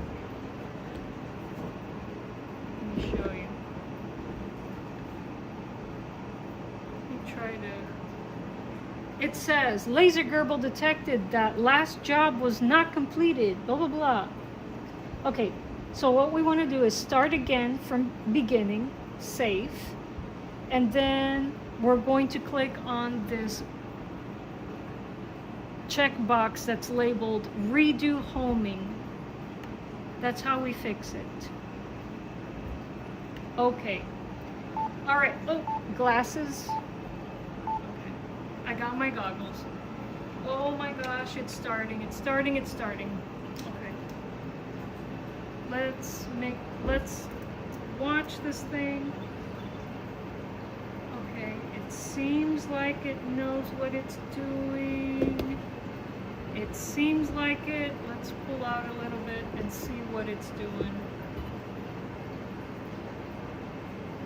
All right. Okay. So on this side, you can track the progress of the engraving, and it looks like what's happening here is in alignment with what's happening here. So I think we fixed everything. Let's keep an eye on it. Let's keep an eye on it for a moment.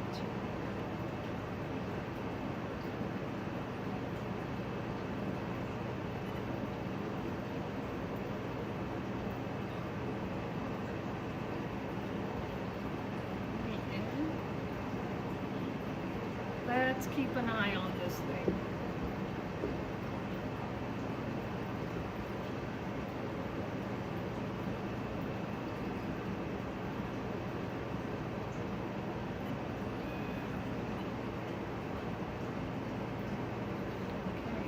I think we're okay so far, Wendy. I think we're okay. Have a drink here. Water kefir, folks. Water kefir.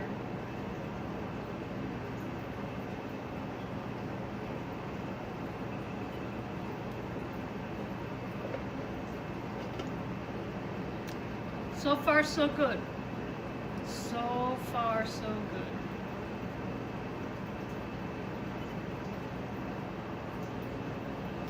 Wendy says, I have faith.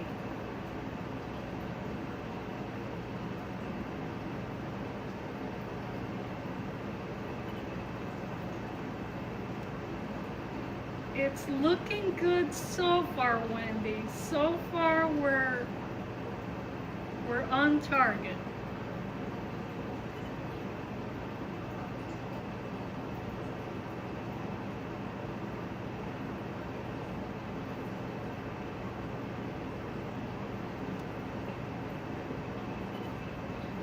Oh, holding my breath here.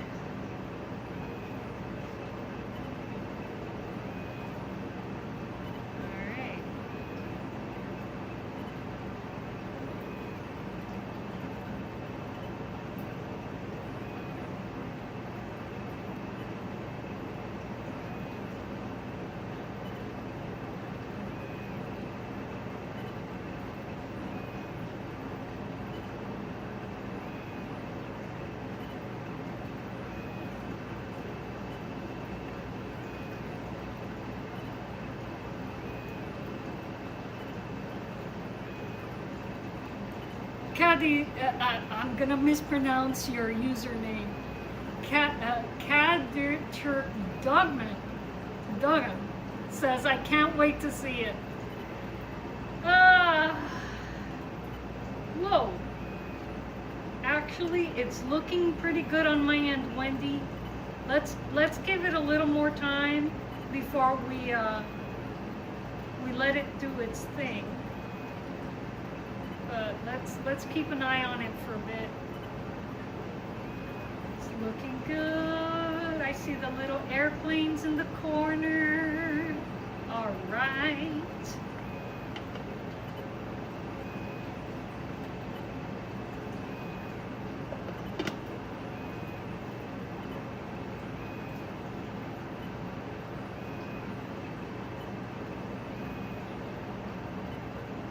Okay, so all that time we spent on alignment did pay off. It looks like we're perfectly aligned, folks.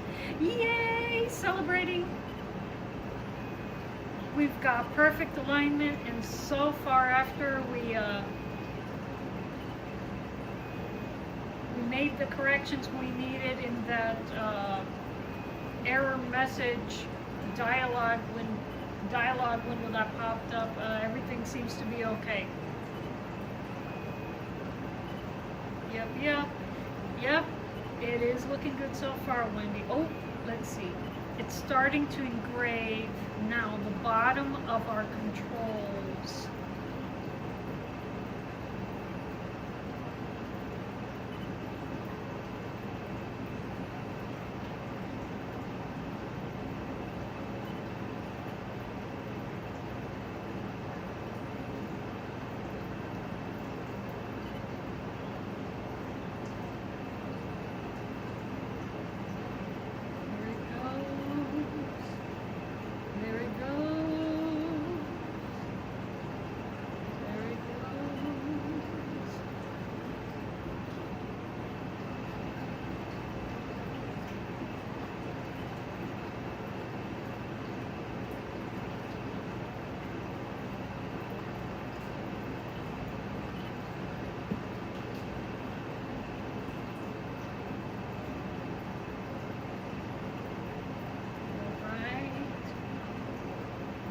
We're starting to get the very bottom of the controls of this Cessna CBG engraving.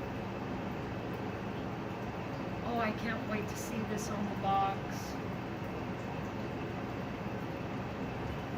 Wow.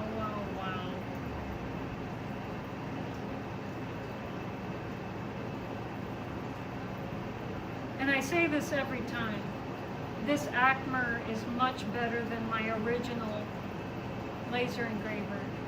The engravings are much sharper. There are no misalignment issues.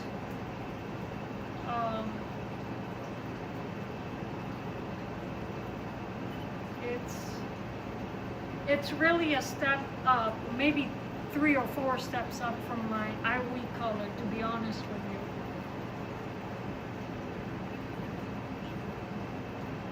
Again, but you got to get to know every laser engraver. You got to know how to troubleshoot it. You got to get to know its quirks. And once you know them,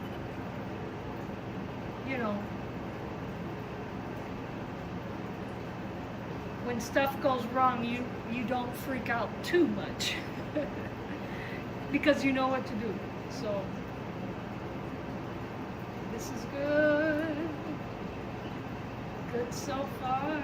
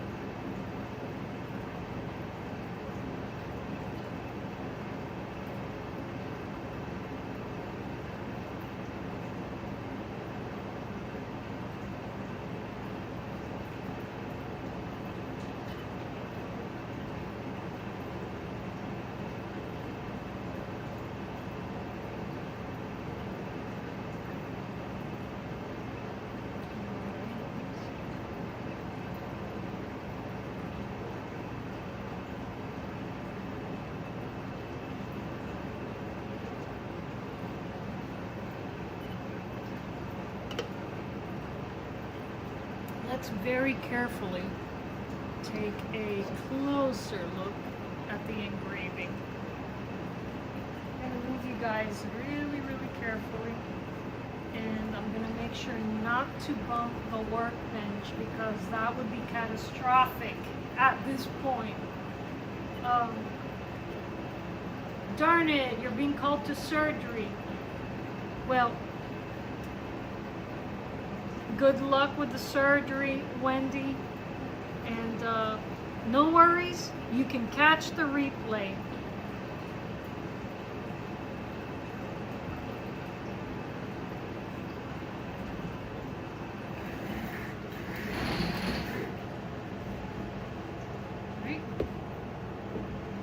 best wishes to you, Wendy, and the patient that's needing surgery, my friend. All right, folks, let's take a peek without bumping the workbench. Let's take a peek at what it's accomplished so far. Look at that.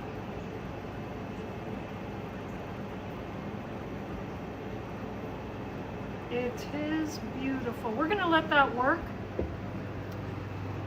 And while it's working, I got a little test to run with you guys here. So, but I got some explaining to do before we run the test. So,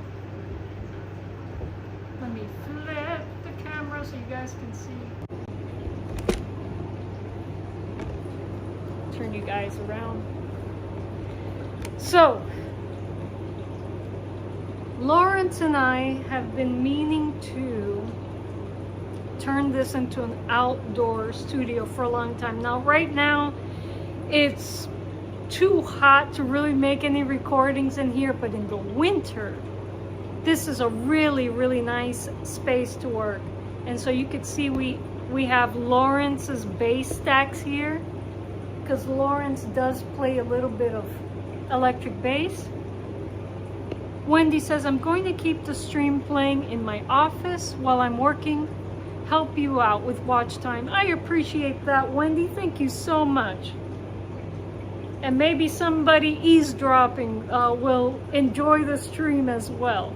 Thank you, Wendy. Good luck with your surgery and good luck to the patient you're going to see right now. Alrighty. So you could see Lawrence's bass stack. Let me pull back a little bit.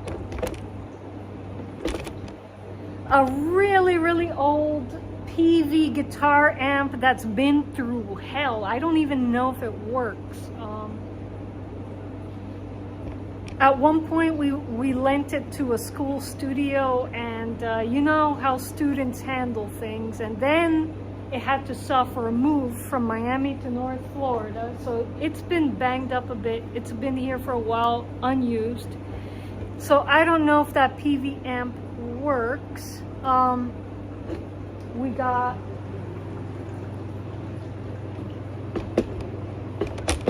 one of Lawrence's old studio desks here, and we basically want to put together an outdoor studio for recordings and live performances and stuff out here on the homestead, but we just haven't gotten around to tackling this.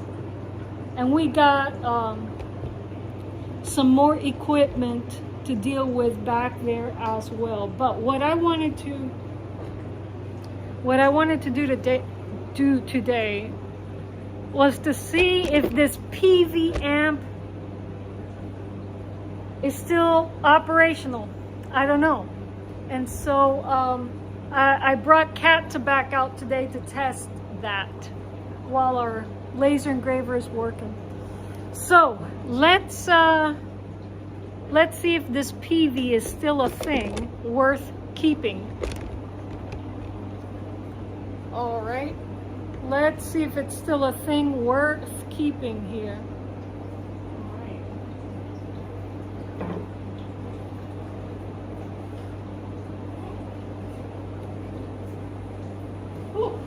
Pardon me being barefoot. It's like, it's so hot out here, I can't tolerate shoes. So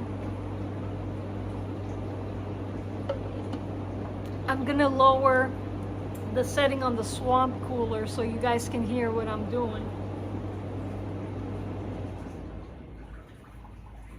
It's a little bit cooler out than when we started the stream, so thank goodness to that.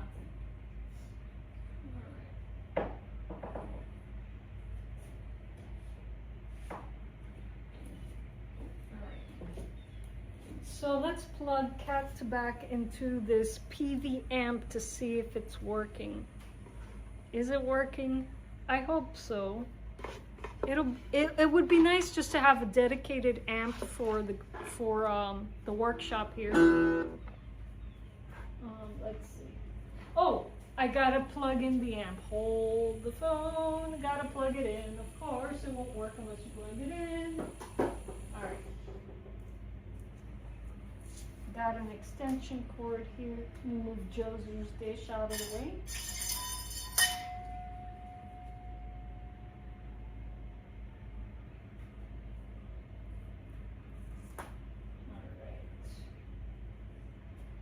So this belongs to Swamp Cooler.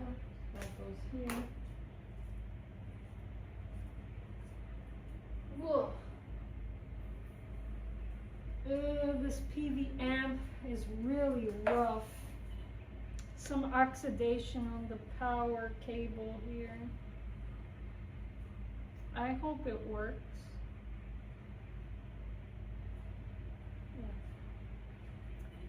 Yeah. Ooh. Some spiders floating about. I guess I'm gonna have to get my shoes on, or my sandals on at least.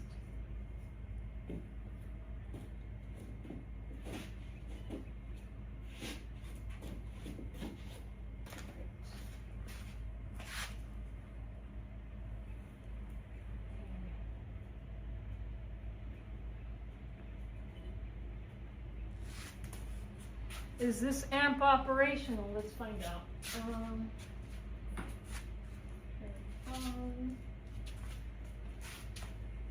Okay.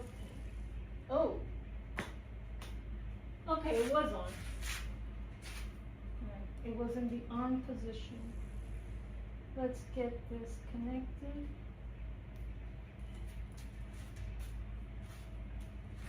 Let's see. Effects, inputs, high gain, low gain. Oh, it has, there's spiders on this amp.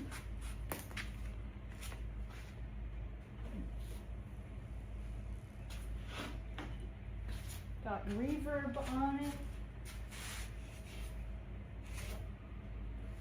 Go away, spiders. Wonder, does it have a line out? I wonder, does it have a line out?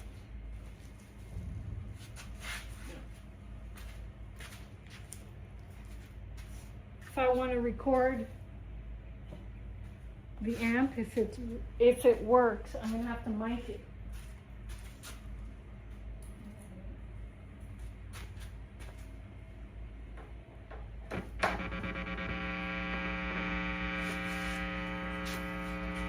Sounds like it works. Maybe, maybe not.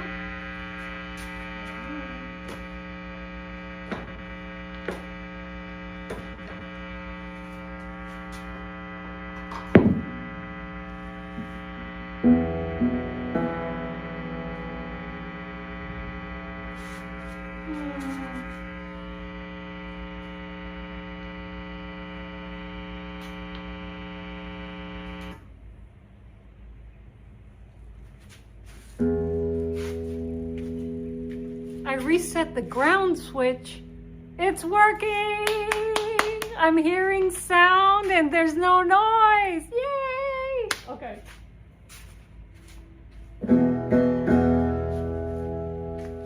Wow, that is a clean sounding, busted up PV amp. Okay.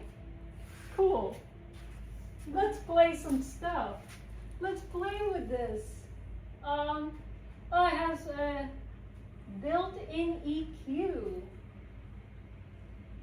All right. Presence, let's do that. Let's center all the EQ. How about that? Regain, blah, blah, blah. And it has reverb. I wonder, I mean, obviously it's not digital reverb. I wonder if it has some type of spring reverb, probably. Because isn't spring reverb what's traditionally inside of amps? Okay. I turned the reverb all the way down, then we'll try it with reverb. Okay. We got a nice, clean, working PV amp. Yay. I'm Okay, folks, now we got a dedicated workshop amplifier. I'm so happy about that. All right. So that's the amp we're testing. See if I can get us both in the image. Maybe if I move us around. All right. I'm glad that it works. That PV amp, glad that it works. Oh. I don't hear myself anymore. Oh, why did I lose the signal?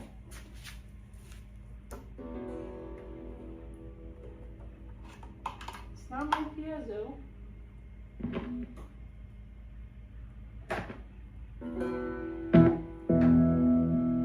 Could be the cable. Could be the cable. Okay, I gotta be careful with this cable, I guess. Gotta bring out a better guitar cable. All right. Let's see.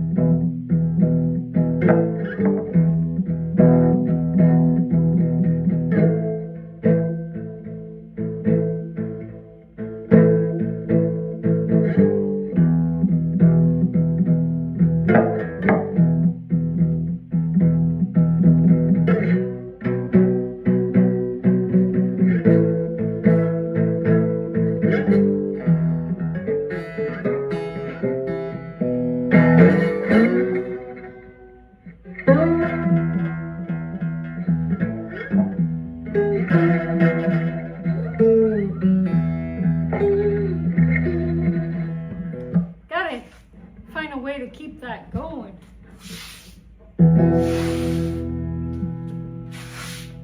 All right.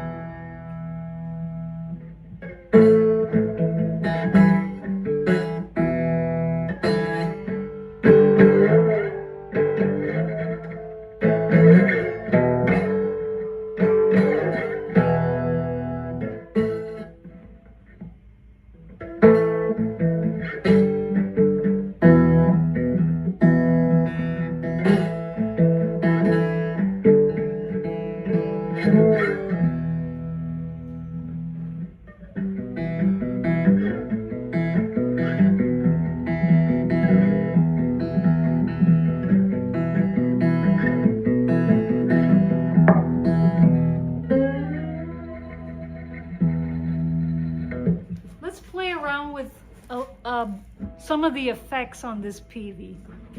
All right, we got presence up. Let's go to, what's edge? What's lead gain? Super saturated. Whoa, whoa.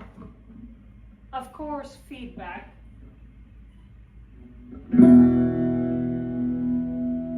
Okay, super saturated doesn't seem to do anything. Let me see.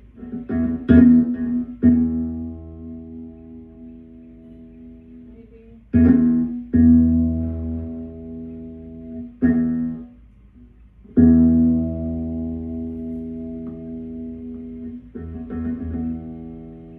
How about reverb? Let's try reverb.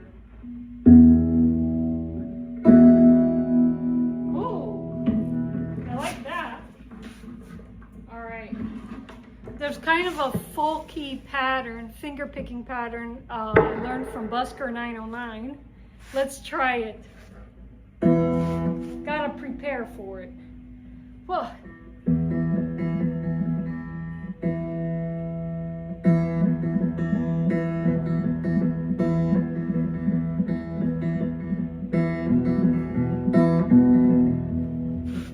slow down the tempo to get it.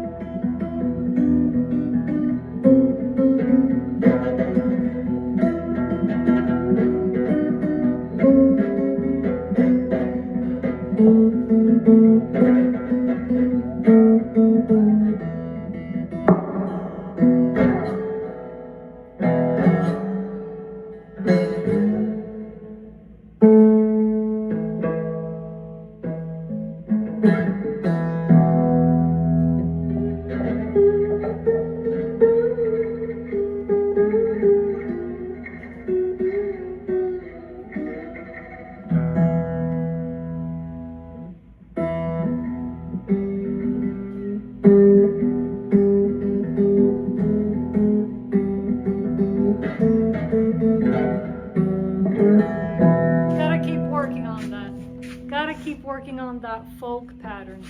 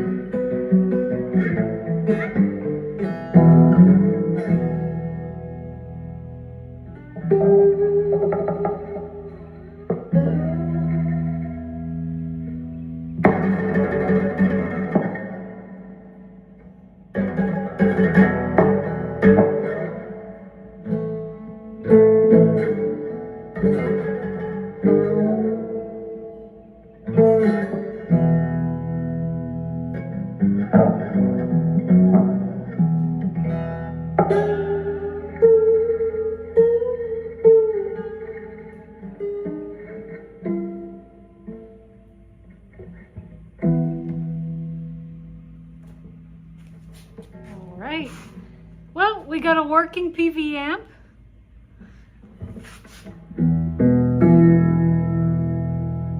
Nice saturated sound.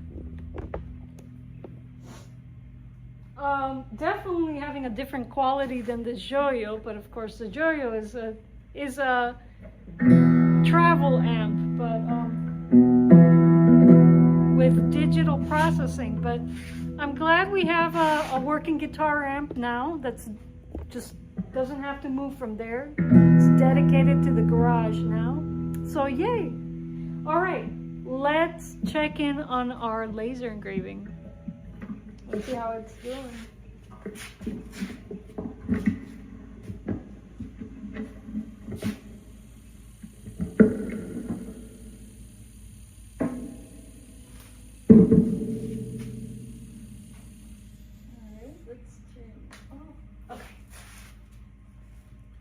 Let's take a look at the engraving. All right. Oh, that's pretty. It's pretty, and it's not so hot anymore, so yay. All right. Oh. You guys are gonna love what the engraver has done so far. Let's go. Let's look at it. All right, and we're gonna move close to it without bumping the workbench. Look at that.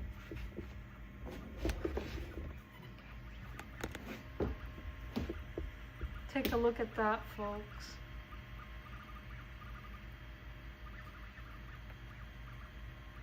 Very, very nice.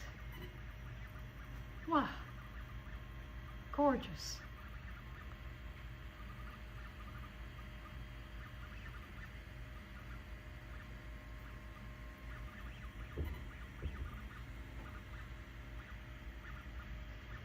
Laser Gerbil says there's 1 hour and 50 minutes remaining on the engraving. So we have quite a bit of time to kill as we watch this happen. Or as we wait for it to happen. All right. I think we have time for a little ramble. We'll have a little ramble, look at it again, play some music on our dedicated workshop amp. You know, and something else that I've not tested since we moved are these carven bass amps in working condition. There we got the, yeah, maybe, I mean, we can plug into the bass amp even though my cigar box guitar is not a bass, so we can test the bass amp as well. All right, but first let's do our little ramble. I'm gonna have a little tiny bit of water, but yeah, we got a working PV guitar amp, so yeah. Yeah, I'm glad that that works. Yeah.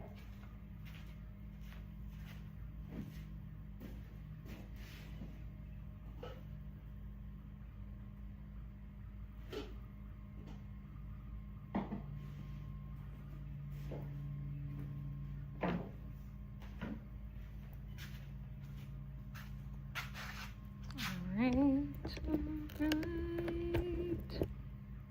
We'll be back to play some more music with that amp and my cigar box guitar, and check to see if this bass stack is operational. I wonder if Lawrence did the wiring already.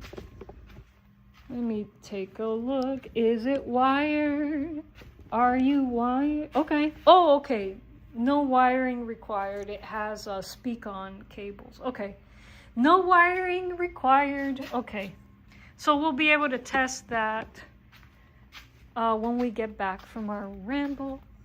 And folks, you're like, why, Liza, do you collect to use wine bottles and stuff? Well, a long, long time ago, I was going to make tons of wine. And just other projects got in the way, and I have all of these spare bottles. And I recently got the idea of, why don't I use these glass bottles to make guitar tuner keys?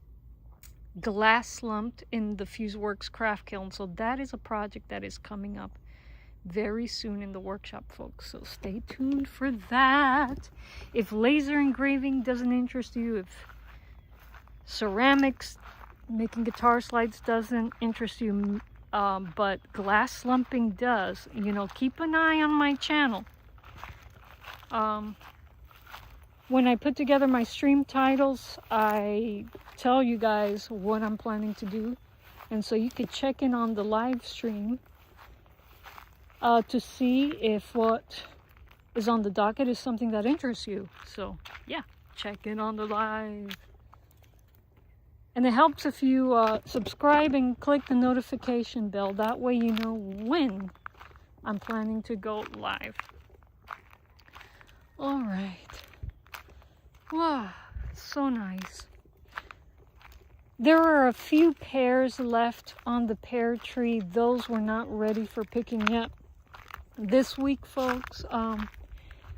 Either tomorrow, Friday, maybe Saturday, my brother will be coming over to help to assist me with my pear cider adventures. So I'm excited about making perry, folks. I've never made pear cider before. Technically, it's a pear mead because I'm making it with honey. That. Just gonna stay in the cool zones. Man, out in the orchard area, it looks so hot. I want to check to see how my maypop are doing, but I can wait. It looks a little hot there. My sugar cane. Hopefully it'll rain this week. They need some water. They require a lot of water. So hopefully it will rain before the weekend so that my sugar cane stay happy. All right.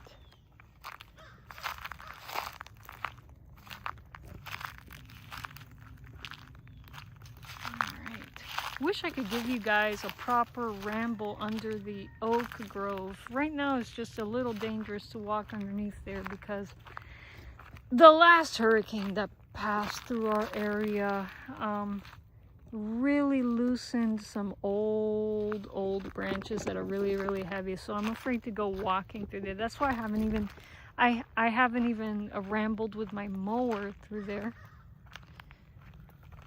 It's just a little bit dangerous right now, but speaking of hurricanes, I hope we don't get any this year. Keeping my fingers crossed. It's August and there hasn't been a peep about one just yet as far as I know, so hopefully it'll stay that way and we'll get a little bit of a break from storms this year. That would be very nice. Oh, the fence posts are nicely decorated today. Look at that.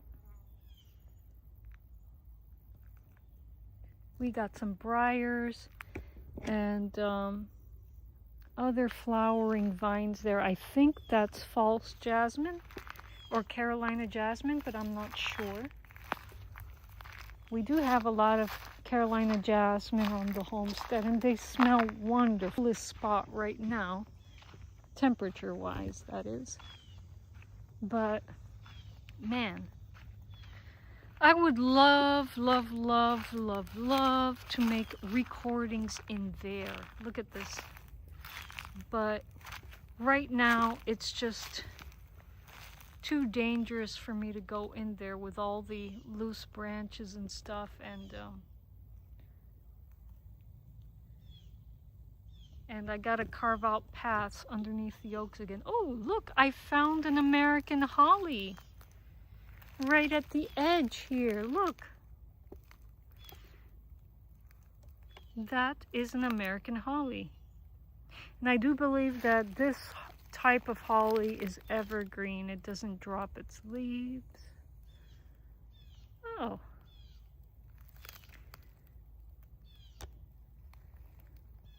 yep, and they do the red berry thing and everything.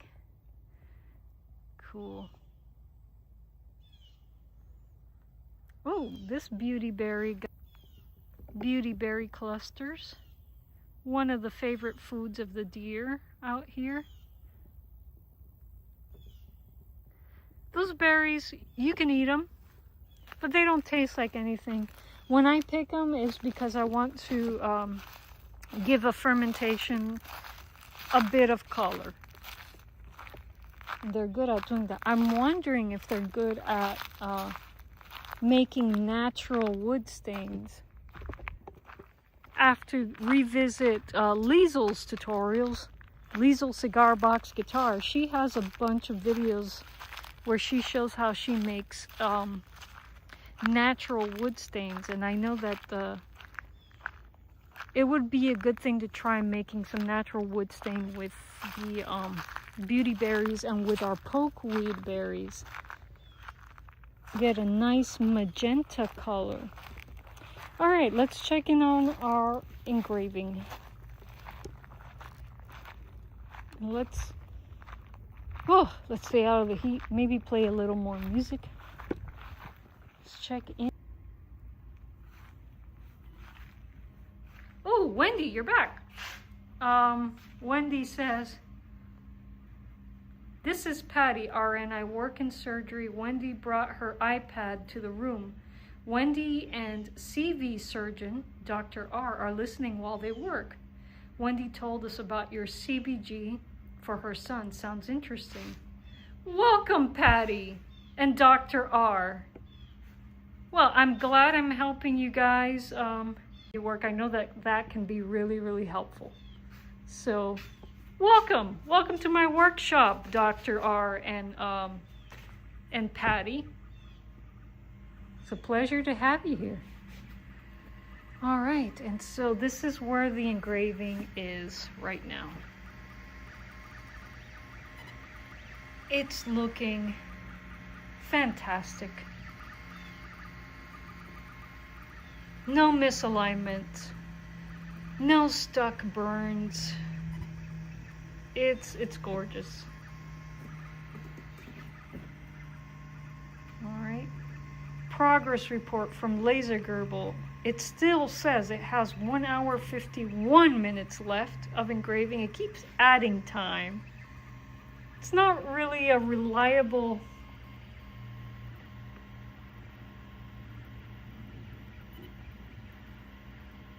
counter of progress, I guess. All right.